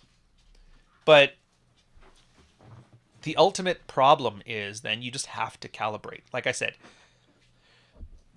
got Wine More Please and I, we're talking about dom and sub relationships. We're talking about guys who demote their wife to plate. There's all kinds of things you can do, and they can work, but they can also cannot work. Shadow Puppy. Oh, is he in the back? Yeah. I always like that. I think he's... Oh, yeah, there he is. He's probably going to sit there for like an hour just staring. I always like that. What's Chomsky in the back? Hopefully he's not trying to suck the other dog off in the thing. That'll be bad. Glenn Lawrence, $4.99 super chat. Thank you very much, sir, for not making me talk about the cuck article. I remember you doing a mids watch about that last year. It was a great episode. Yeah, that's the one I'm talking about. Exactly. Stout, I have 3 Italian Greyhounds. Chomsky, Sagan, and Hitchens. They're getting older, though. They're like 11 years now. The one just got half his teeth pulled, which is annoying. Anywho. So, yeah. That's Rambo. So how do you avoid doing Rambo? Well, the trick doing Rambo is you got to know your limitations. Like, it's a process. Guys will go from making mistakes, and they don't know they're making mistakes. The next step is they're making mistakes. They know they're making mistakes, but they don't know what to do about it. The next step of the process, they're making mistakes, and then as they're making the mistake, they stop making the mistake. Next process is they're making mistakes, but stop like right as they start. Then the next process is they're about to make a mistake, and they stop before they do it.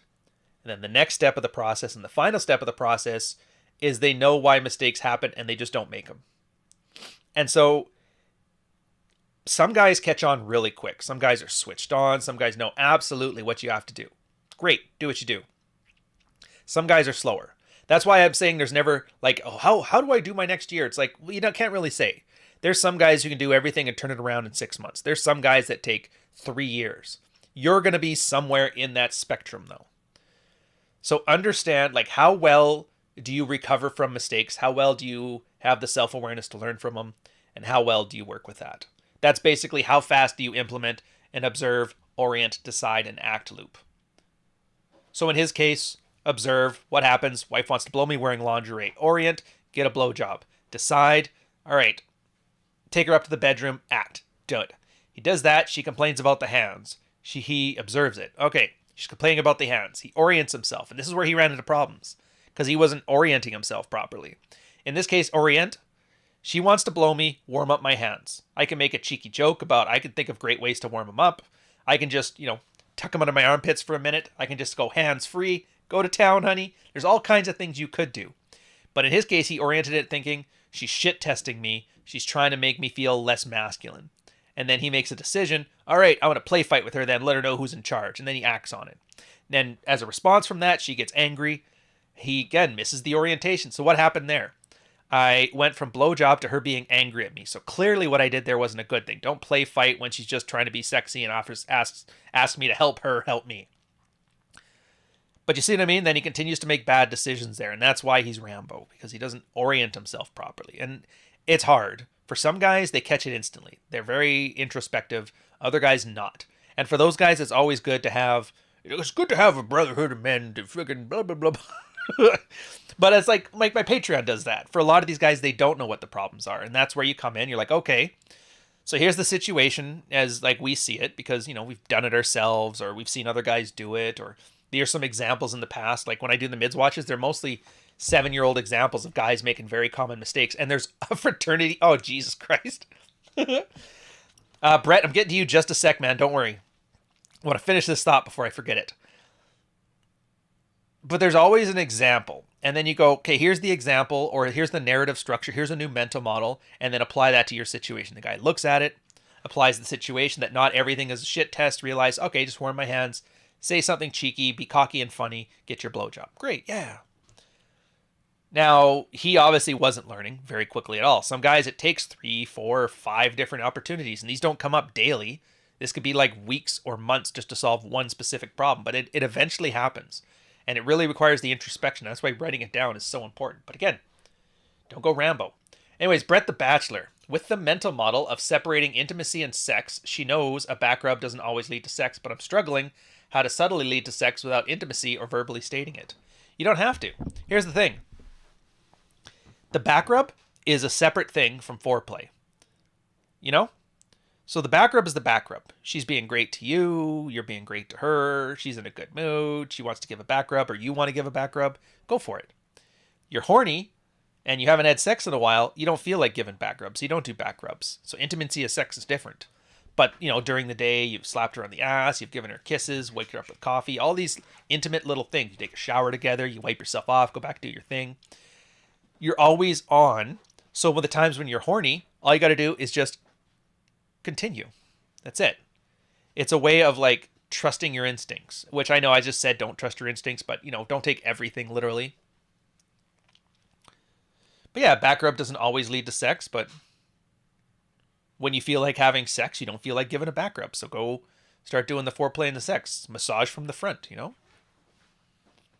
But you can't do it like that. See, the way you phrase it makes it like a covert contract that if I give 5 back rubs, then the 6 ones I can fool around. Love you too, babe. The 6th back rub, you can go for it. It's like, nah, it's not really how it works. Just, if you want it, go for it. If you don't want it, don't go for it. But always be intimate. Or at least make the effort to always be intimate, right? A fraternity of excellence, Jesus. I was trying to find, I don't know if it exists anymore, but I remember when, I don't remember what the post was, but Why More Please found that video of 21Con where they invited everybody out into the woods to shoot guns, because that's what men do. They take care of their family by shooting at wooden targets. And they dressed this guy, Hunter, in one of them bear hunting suits, and like had a bunch of dogs attack him. And I was just like, the visual, like I get it.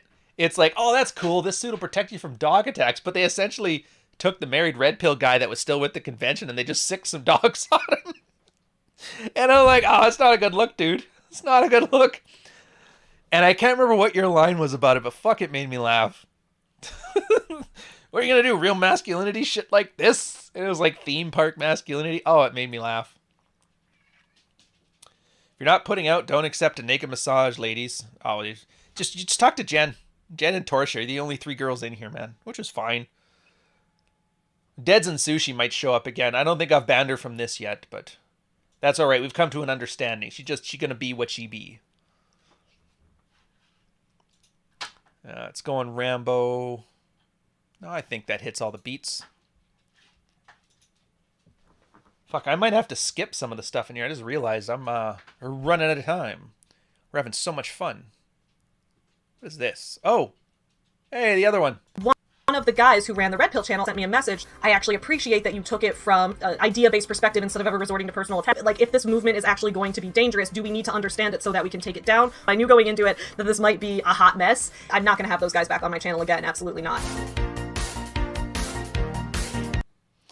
I think I went Rambo. This is Juan Carrera with his $5.55 super chat. I think I went Rambo. I think you just did, but any guidance on stabilizing a more functional, I don't give a fuck frame to keep your cool? Well, it's not about not giving a fuck. It's not about being non-reactive. It's about not being impulsive, like deliberate. So yeah, if you went Rambo, well then, do you know why you went Rambo? That's the first step, is understanding where you didn't calibrate properly. Again, I know it sounds weird, and for a lot of guys, they don't like it because it sounds like work, but literally write it down. When some bad shit happens in your life and you can't process it, write it down like a field report. What was I trying to get out of this? What did I do to get there? How did it end up?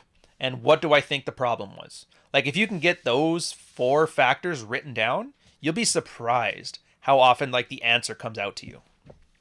Because when you think, your brain gets really fuzzy about stuff that doesn't make you feel good. You know, don't worry about that. It's fine. Oh, we'll focus on this because you were awesome in this. Your ego wants you to believe the best about yourself. And it turns out when you remember events, you're not actually remembering them.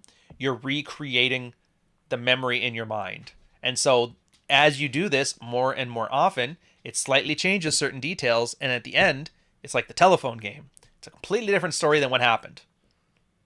But when you write things down, you codify them. So as you remember them in the future, you look back to your field report, oh, I remember this.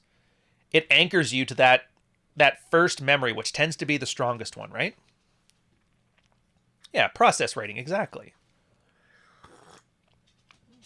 I call them field reports. That's why I like the idea of a field report, because it has a purpose to it. It's not just a diary or a journal. No, it's a field report. This is something I am writing in situ to work a problem. In the military, they used to call them after-action reports. What was done? What can be fixed? What worked well? What do we do moving forward? You know?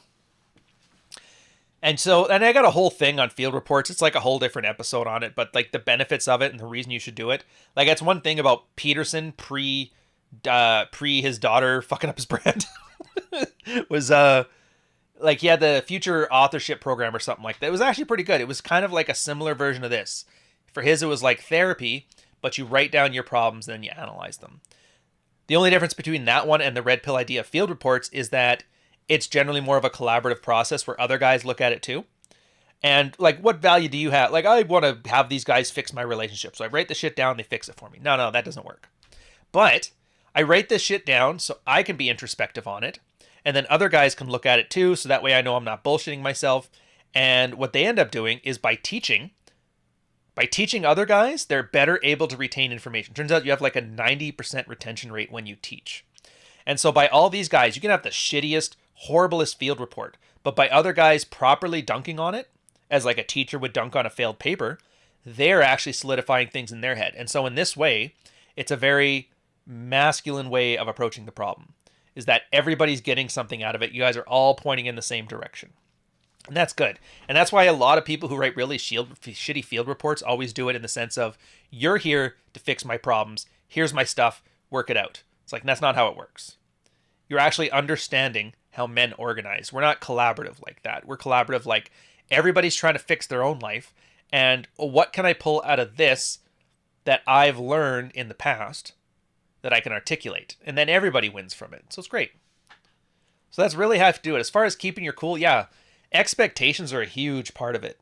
Like for a lot of guys, they just expect their women to be men. And then when they don't act like men, they start getting mad. How dare you? Covert contracts, the other big one, but I'm not going to go into that now. That takes forever. That's literally what I told you at the beginning. Remember that? It's like, I want my girl to be more feminine, goddammit. And it's like, why is she crying? It's like, well, pick one. You want her to be feminine, so she's going to cry. And so now you got exactly what you wanted, so why are you losing your cool? That should be your frame. I want a feminine woman. Feminine women do feminine things. She's crying. It's like, good. I got a feminine woman. Now come here, let me give you a hug. Let's use those tears as lube, sir. Easy, $1.99 super chat. Thank you much, sir. One can pray to see an interview with you and DT. You mean delicious tacos? Dude, I would kill for that, but I don't have big enough tits. And I don't think I'm the audience he wants to go for. Tate clapped them. What the hell are you rambling about, Stout? Here, man. Next time I see random nonsense, I'll probably just make it permanent, so keep your shit together. I believe in you, sir. I'm literally holding myself from jumping in the ocean to listen in. Don't jump in the ocean, sir. I love female tears, keeps me young. Yeah, it's just... And it's like an old Archringer post about that, too. It's like, they're gonna cry. Like, you can't let it bother you. And it's weird, because, like, you're hardwired for it, too. It's another instinct, because when women were crying, it used to be because a bear was attacking. And so as guys, you're supposed to have a visceral response to protect women, and that's what keeps the tribe to survive. But nowadays, it just gets you into trouble.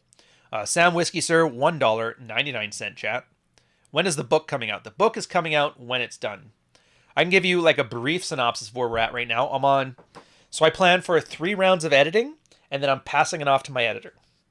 I'm on the first round of editing right now, which is the longest one, and it just crossed the halfway mark. There's about 110,000 words in the whole book, which is a little larger than I wanted it to be, but I'm trying to cull as much as I can. And I got 47,000 words left in the editing part. Once this first part is done, this is where I fix the wording, I fix the thing, I fix the spelling, like all the easy main stuff. The next part is, the second editing process is a full read through, and that's where I decide maybe this section would be better placed here, reword the sentence here, reword this paragraph here, remove this stuff, killing your darlings. And then the third process is read it again, back to front, not front to back, and add a paragraph before and a paragraph after. Because generally speaking with a book, what you want to do is, or with writing, it's tell them what you're going to say what you're saying, and then tell them what you said. So to add like an intro and an outro to every section. And then put the introduction and the conclusion of the entire book in. And then that's your third round. And then once that's done, you pass it off to a second set of eyes, pay your editor. And that's when you take your time to start building the title, like the official title, the cover art, all that stuff. So ideally, my editing should be done by end of October. That's where I want it to be. That's where I'm aiming. And I think I'm on schedule. The idea is the rest of it then should probably be done sometime in November. And if I'm lucky, I get this thing out before Christmas.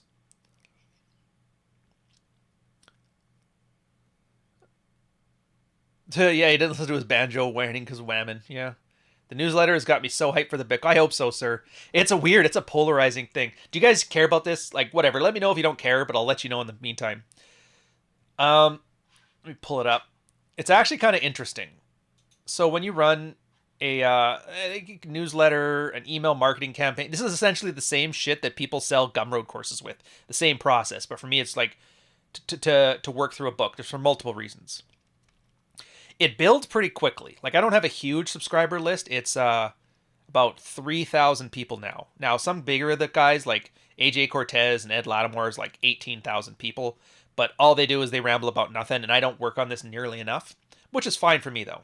I don't want 18,000 people who are kind of like, meh, tell me to buy a new course. I want 1,000 people who are, like, interested in this shit. So I'm fine with that. Anything bigger than that for me is bonus. But every month, it'll probably grow by 10 to 20%. And of that 10 to 20%, 10% of people drop off. And some of the reasons people give, I don't want emails. And you're like, all right, fine. There's too many emails. I'm like, well, I told you what you were in for. But I mean, whatever. It's what they want. It's too bad, actually. The one thing, because of law, once they unsubscribe, you're not allowed to email them again. Which is, I agree, that's good. I'd hate to unsubscribe from something, but it would be nice to give because a lot of guys unsubscribed at the end of Fuck Files a year and a half back, and I'd love to send them one, like, hey, if you want to rejoin, now's the time. But they're gone, it's fine. But it's interesting. So a lot of people join, a lot of people leave, and then there's a core group in the middle that stick around. So this is my way of saying I appreciate it, and it's definitely interesting to see, I guess, like half of you guys open these things. Fraternity of interested people. And when I talk to other people who sell Gumroad courses and all this other shit on their email marketing, whatever, like a 47% opening rate is insane. This is like the equivalent of like the corn video on TikTok going viral. Most people are like 7 to 10%. 20% is considered really good. 30% is considered like ultra professional and top tier rates.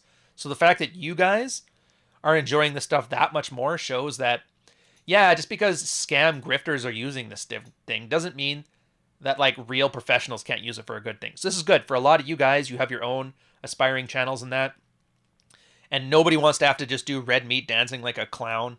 You don't have to. There is a market out there for people who don't want to be pandered to like a child.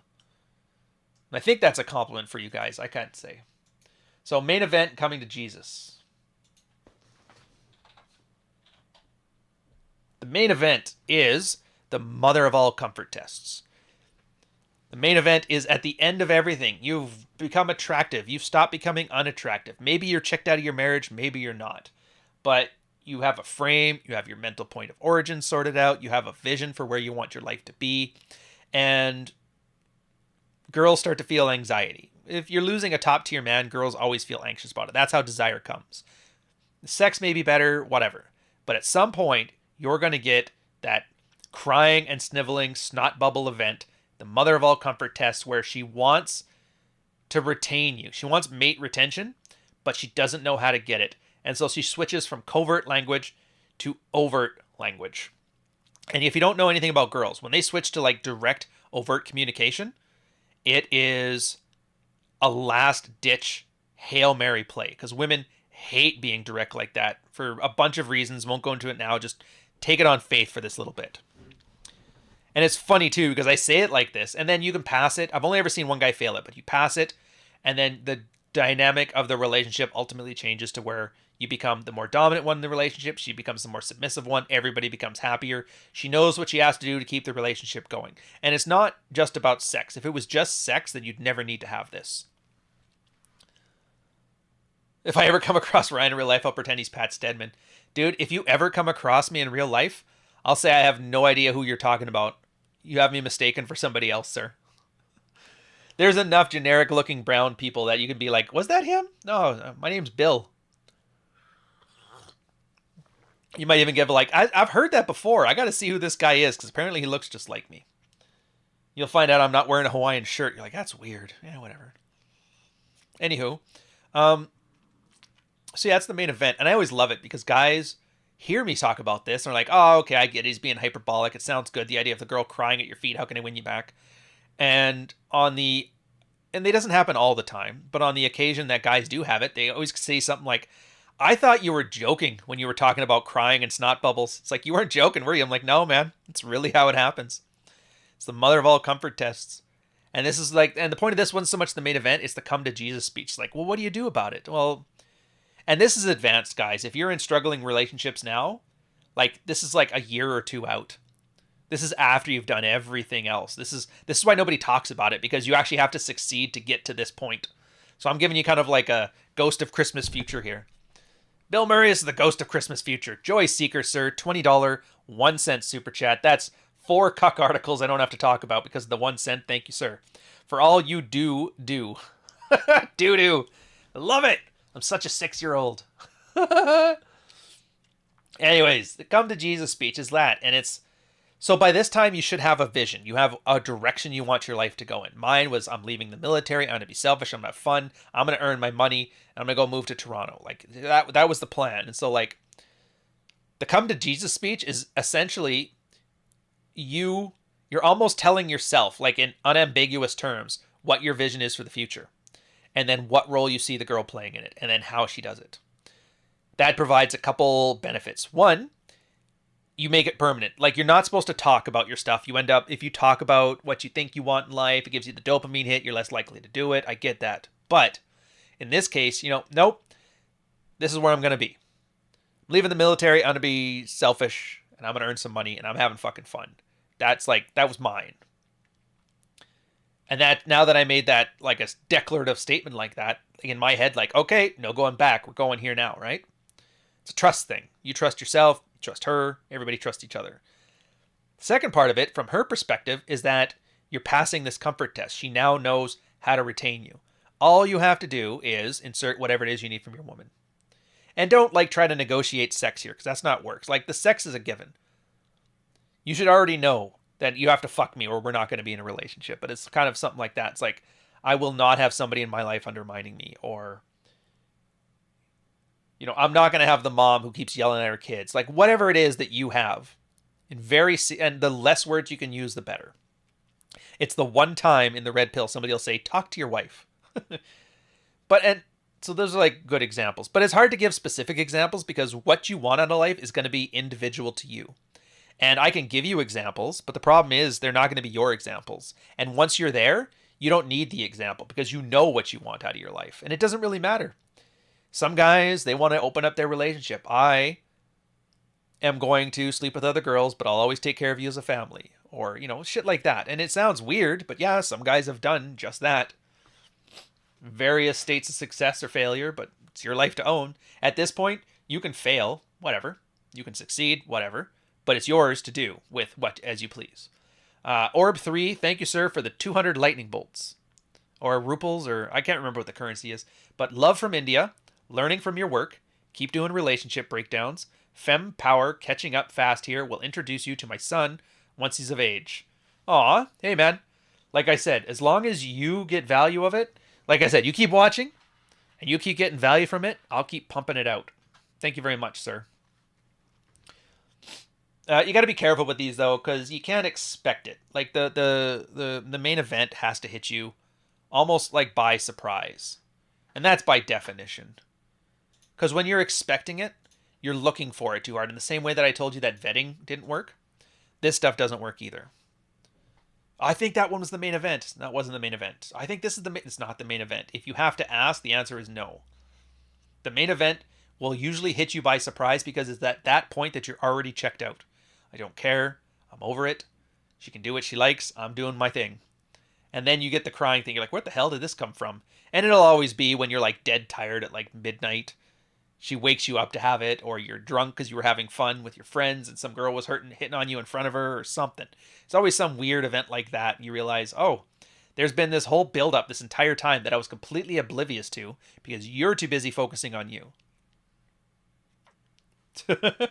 Not looking to make eye contact at the brothel. What the hell kind of sub-conversations are we having here? Jesus.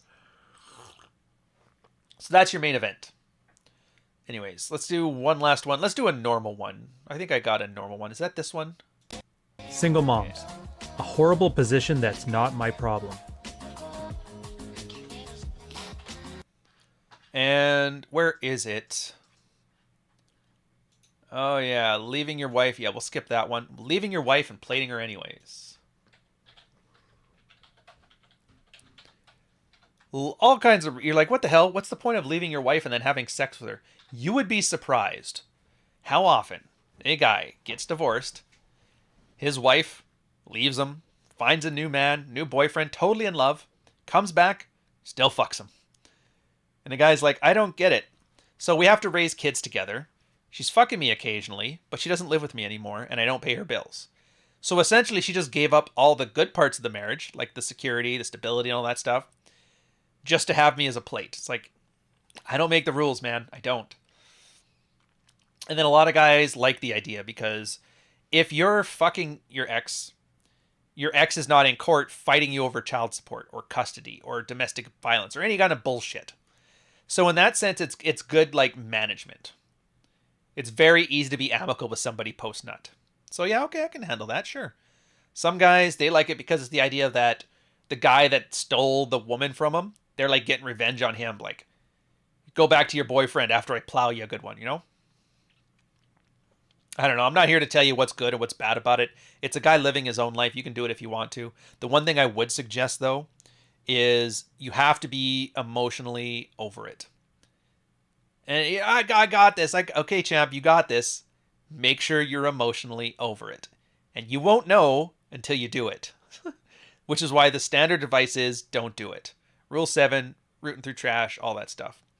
Dingleberries, morning from BC. Actually managed to get up early on a Saturday. Oh, that's right. You guys are 3 hours behind. What part of BC? Are you in real BC or are you on the island? Or are you in Vancouver? Is that racist? No, it's true. The demographics don't lie.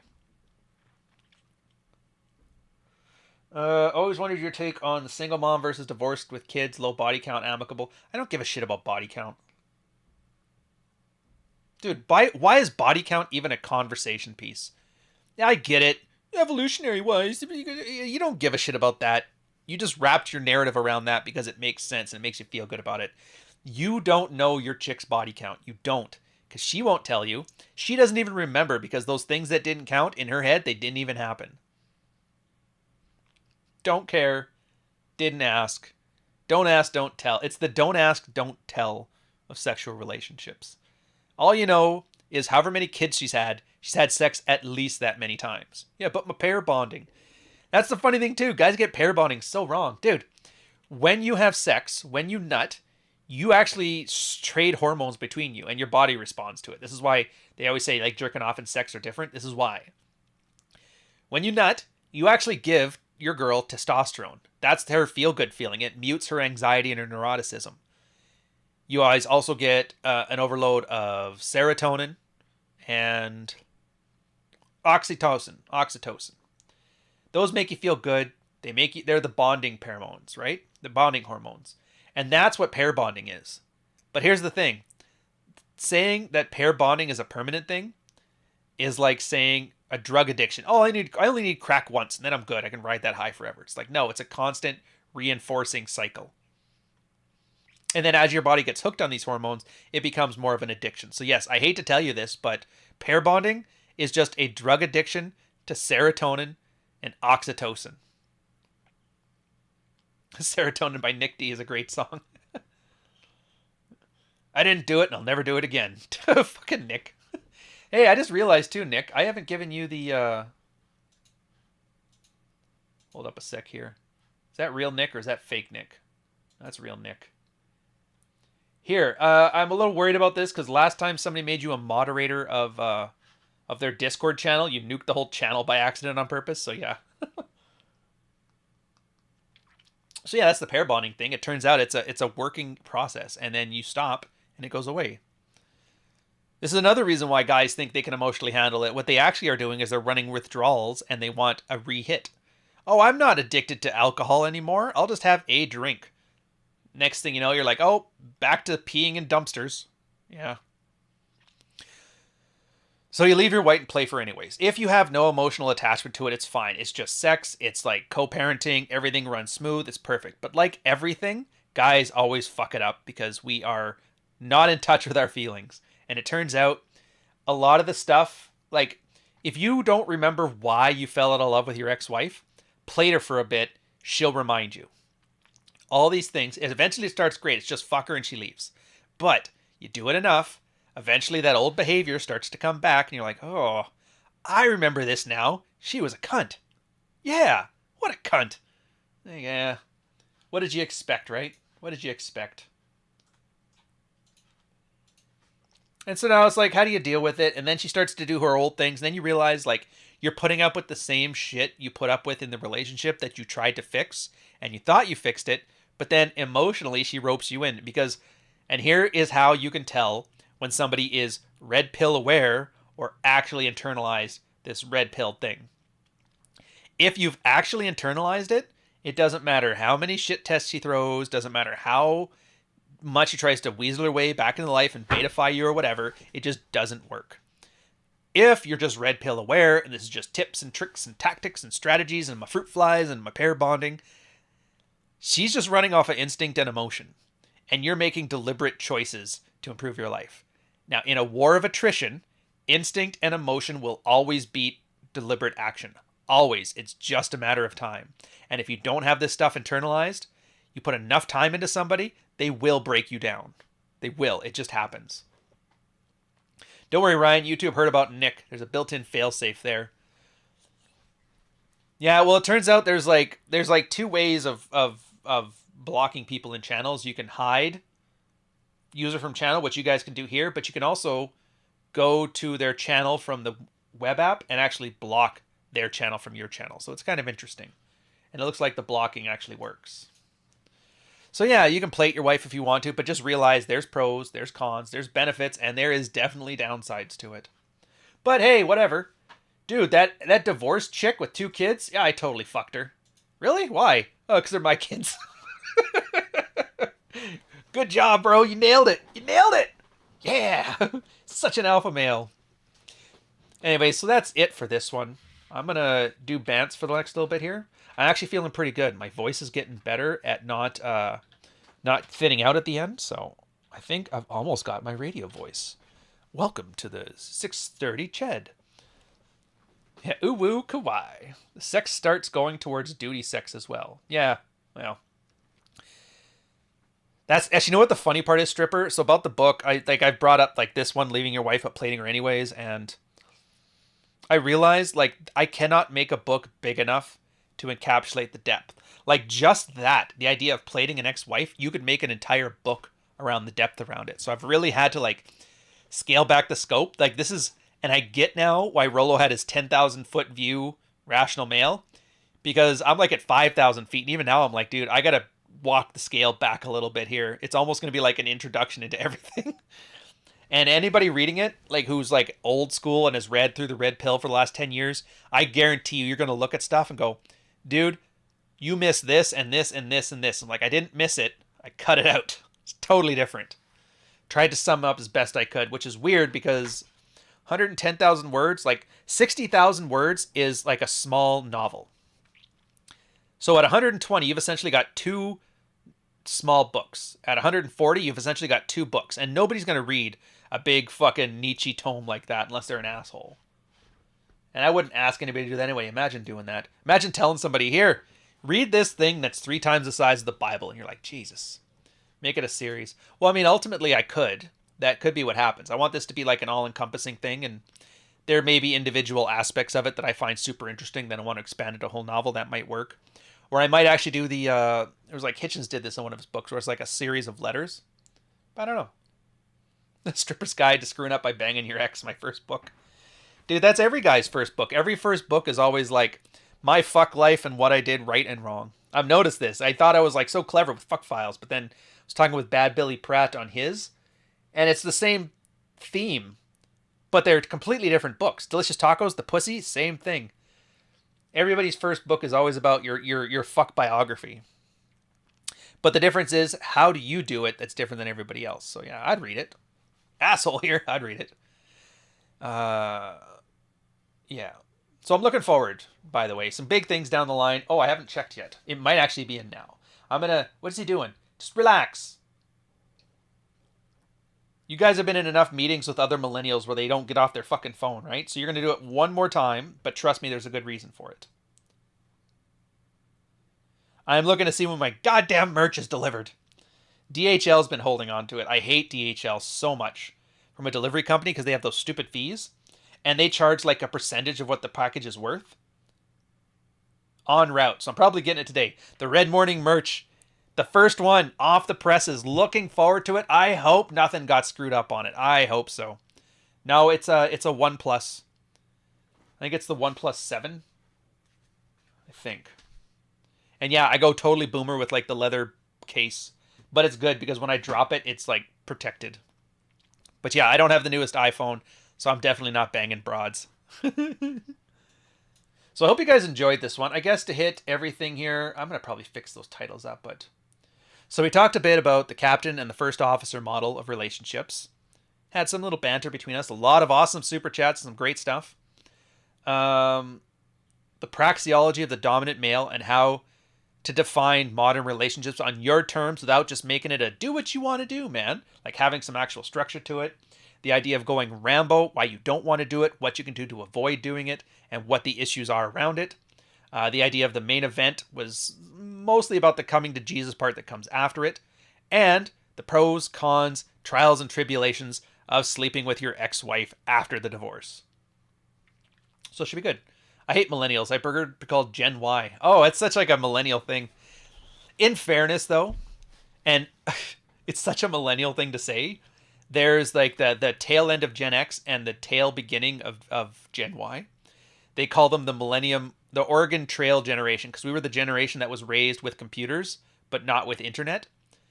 And the one before us didn't get any of that. So we're like this very unique generation. And then like, technically that's a millennial thing to think you're a special snowflake and you had it better. So like, yeah. Which is funny. I just like it because I can have Gen X sensibilities or millennial sensibilities depending on which one's better. Like case in point, avocado toast, fucking delicious. On sourdough bread, homemade sourdough bread, avocados, kosher salt. Try it. If you don't like it, be very surprised. It really is good. At the same time, a Trans Am and an IROC Z are really fun to rip around in. Look at you, a Vic 20. See, my first one was a 386. I'm going to re-listen to this one because my 4-year-old is crying about some shit. Honestly, Matt, the best recommendation I can make for you is I would suggest play this on repeat all day for about a year. And that's the best way to have this. Dash of hemp hearts. My girl likes the hemp hearts. I'm not a fan of them. I just find them, they're like a soggy version of pine nuts. But I mean, if you like them, you like them. I can see it. My girl likes it. But also, I don't know.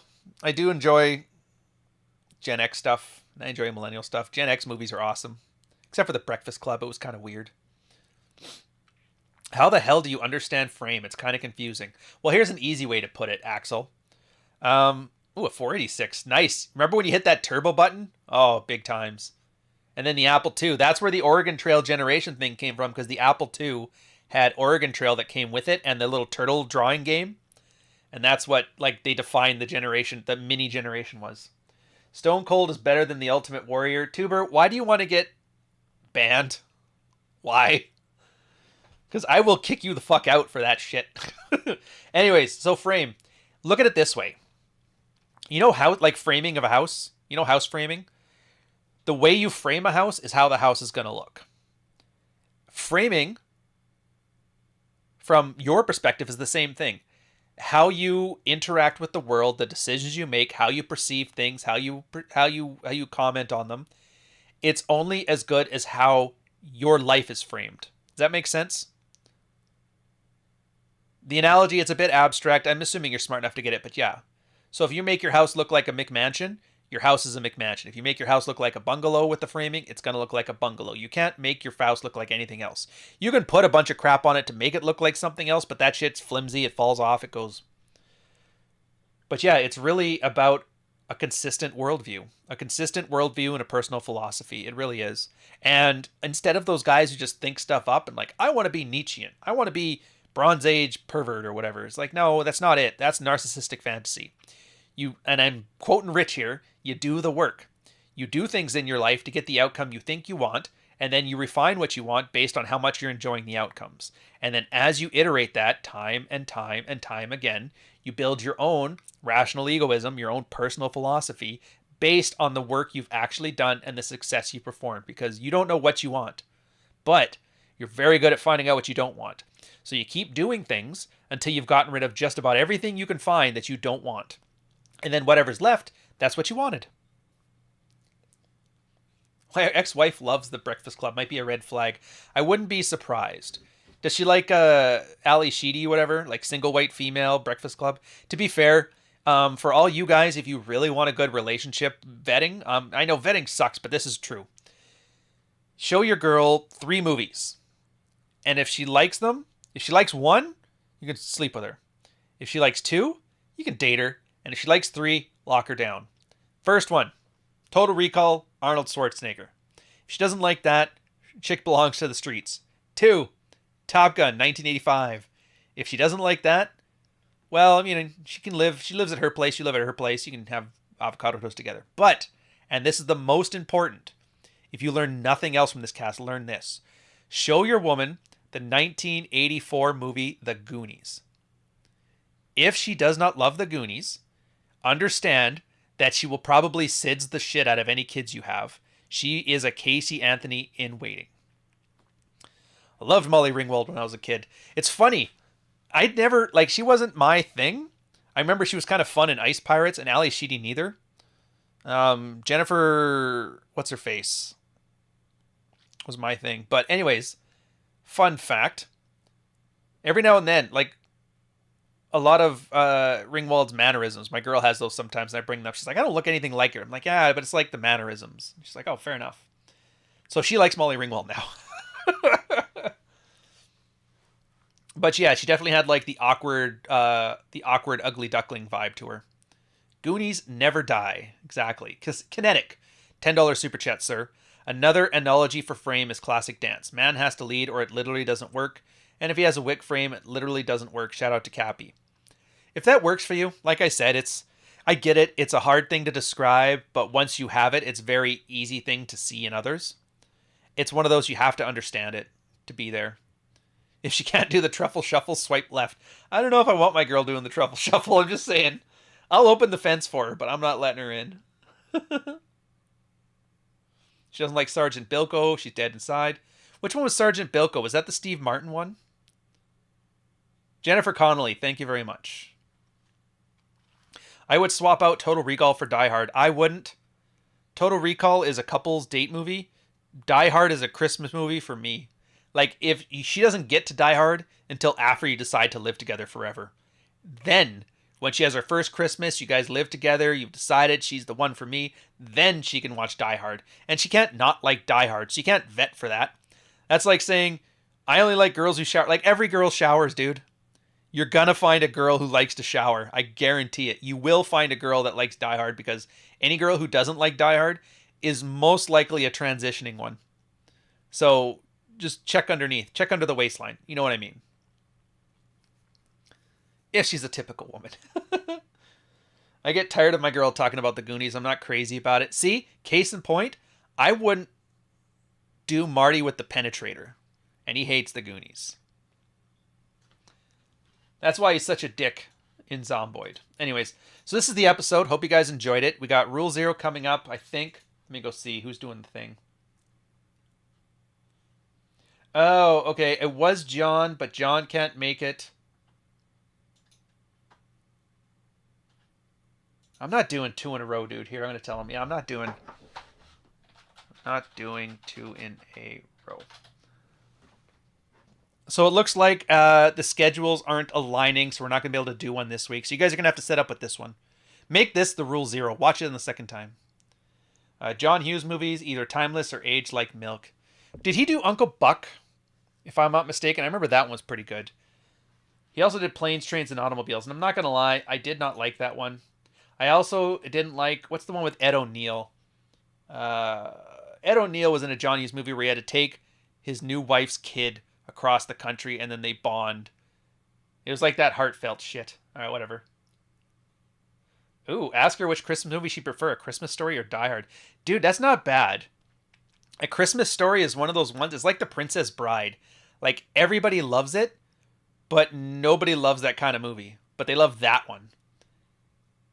Yeah, A Christmas Story, Die Hard, The Long Kiss Goodnight, Lethal Weapon 1, Lethal Weapon 2, also Bad Santa. Like, there's so many awesome Christmas movies if you're not a fucking putz. Sounds like Are We There Yet with Ice? Oh, shut up. Are We There Yet? That's... You didn't like Planes, Trains, and Automobiles, you maniac. Blocked and reported. It didn't work for me, man. Once they started getting to the sentimentality stuff, it was kind of like... It reminds me of... Actually, you know why? Every comedic actor has that one transition movie. Like, it was Big Daddy for Adam Sandler, or Liar Liar for Jim Carrey. Like, every one of them has that movie where I want to do more serious movies, but you're known as the jackass. So you have to do one that's like a light felt comedy, but then the last third you have to get really serious to show, see, I can act. That's what Planes, Trains, and Automobiles was. It was like John Candy and Steve Martin going, let's show them we can be serious actors. It's like, okay, whatever. Ed is G as F. Also black belt in BJJ. You can work it to the ground. My wife likes horror movies, serial killer documentaries. I sleep with one eye open. All girls like those, man. Ace Ventura. Yeah, so don't show her the red pill. Dude, has anybody ever watched that film? I've never watched it. I have zero interest in it. I know Rolo's probably watched it because he needs to talk about it for 4 hours, but I would never watch it. That's the other thing. Like, if there's movies I don't like, I hate the hate-watching idea where I'm going to watch this so I can make, and no offense to Jeremy from The Courting, but I want to make 20 hate videos and buy myself a new shed. It's like, I just won't watch it. Like, I never watched the new He-Man. I never watched the new Star Wars. I never watched... What else did they fuck up? I haven't watched any Harry Potters. Like, I don't really care. I just won't. The new Lord of the Rings, I'm like, no. What's the other one they fucked up? Watch 20 minutes of it. Boring, yeah. And to be fair, Law and Order, I miss... this is going to be like the weirdest thing to admit. If you guys have ever watched Law and Order, go watch the old 1987 to 1993 ones with Michael Moriarty as the DA and what was the black guy's name? I can't remember. But there was something about the original like couple seasons of it that were actually pretty good. They were like a gritty 1970s like Dirty Harry cop thing mixed with like Serpico? What was that one? The one where Al Pacino played the lawyer. And they were like, they had like film grain on them. It was really good. Like back like Gangs in New York style vibes to it. It's pretty good. Oh yeah, the new Star Trek. I'm like, meh. New Lord of the Rings, meh. I just didn't watch them. L and O were the best version. Oh, Law and Order. Yeah, the original. But not even, it was before, I don't know who that new guy is they got there, but it was the original cast. And Michael Moriarty's the only I can remember because he was from Winnipeg. And I guess he was like a very good stoic actor.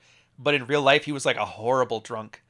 Like he eventually got kicked from the show because he was lipping somebody off and got stabbed and shit like that. Like he was pretty much the fact that he wasn't able to slur his words. He kind of had like the Jack Bauer syndrome, like Kiefer Sutherland. Turns out Kiefer Sutherland had like a gigantic alcohol problem. You guys remember that video where he jumped into the Christmas tree at the big party? But he was like, when you see him acting on screen, he's like the stoic, gruff cowboy, and you're like, wow.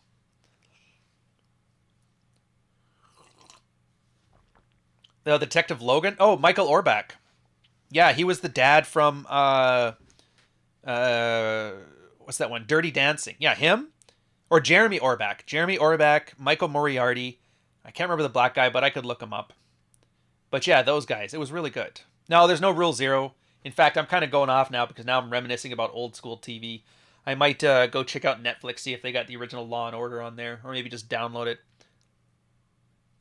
I mean, legally download it, of course. Anyways, at this point, I'm just rambling. We've gone on for too long. I'm going to let the show go. I think we've got enough value. We did the Bantz. I got to fix up the timestamps anyway. Before I go, do not forget to check out the channel Digital Ryan. Can please somebody help me out and put a comment on here so I can pin it up to top?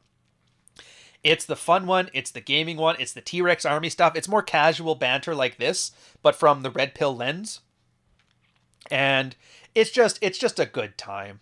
Like watching Marty eating paint, dressing up in drag with his GIMP mask on, holding a giant purple dildo called the Penetrator fighting off zombies. It's more entertaining than it sounds. I'll give you that.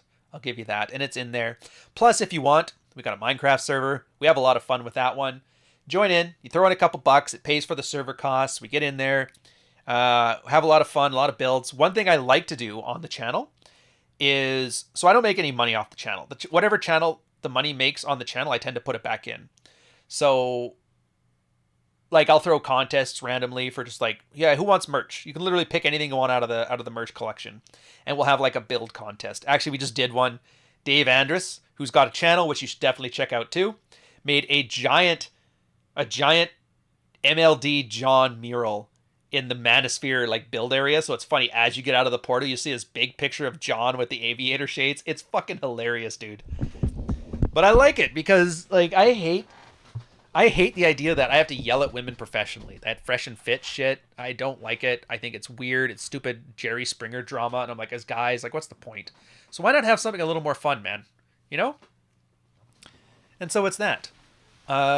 Another thing, and this is, I don't know what I'm going to do with it yet. I was randomly on Reddit. And there's this guy that Rolo and the Fresh and Fit guys were dunking on for a bit. XQC. Have you heard of this guy? XQC is a Twitch streamer, and apparently he's a big one. News to me. I just look at him. He's kind of like a weird guy, but I guess he does a shit ton of streams. So just today, I guess he and a girlfriend who's another streamer just broke up. Yeah, I laughed so hard at the MLD god overlooking the land. Oh, for sure. Yeah, Twitch hero. Exactly.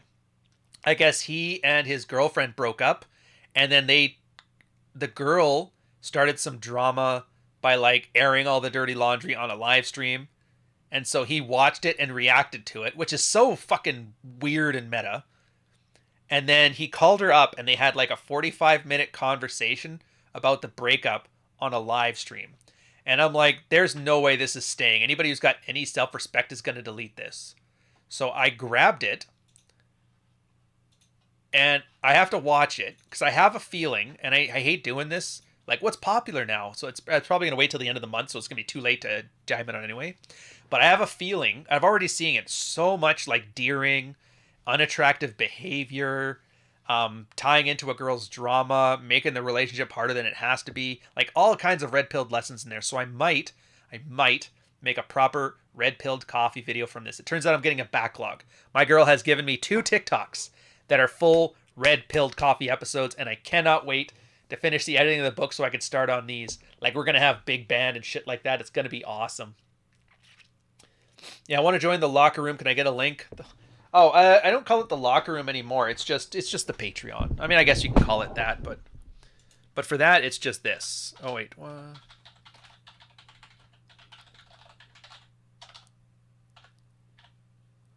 Join.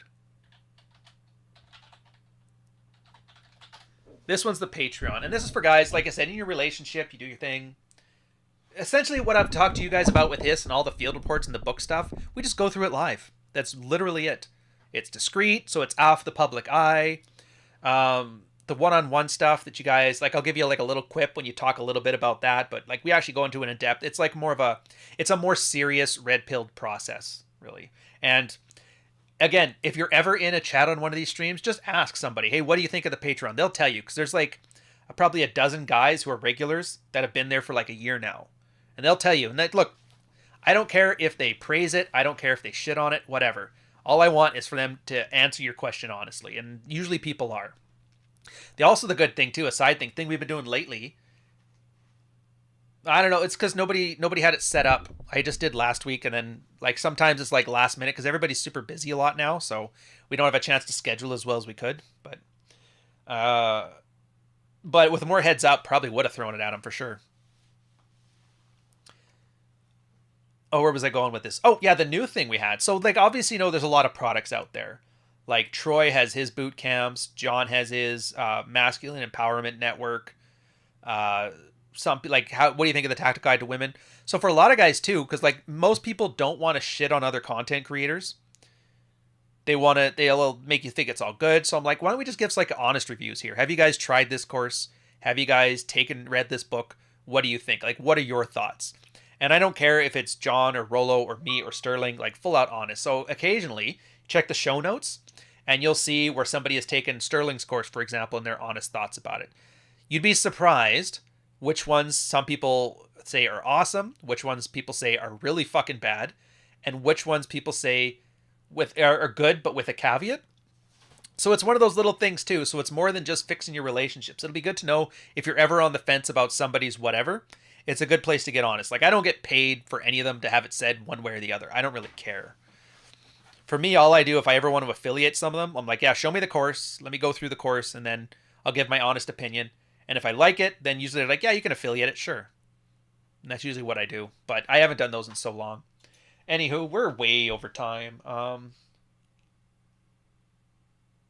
Red Boating shirt would make it this week. I'm looking forward to it. Mine's en route. It's on its way here. I'm hoping it's here today. I want to wear it on the live stream, but it looks like we're going to wear it on the Minecraft channel. Anywho, we've been going on enough. I'll catch you guys later. Where is my outro shit? Let's get that on the go.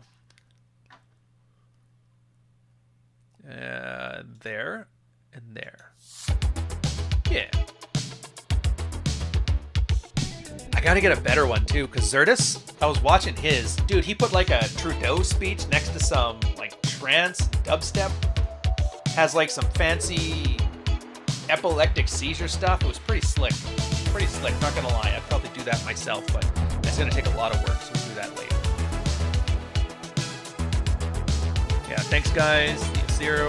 I don't think there's a rule 0. If so, just keep an eye on Twitter. If anything comes out, it'll be from there. All right, let's call it. Oh yeah, don't forget, subscribe to Jennifer's channel and Allie's channel. Torsha, she can show up. Give all the people a shot. You know, whatever.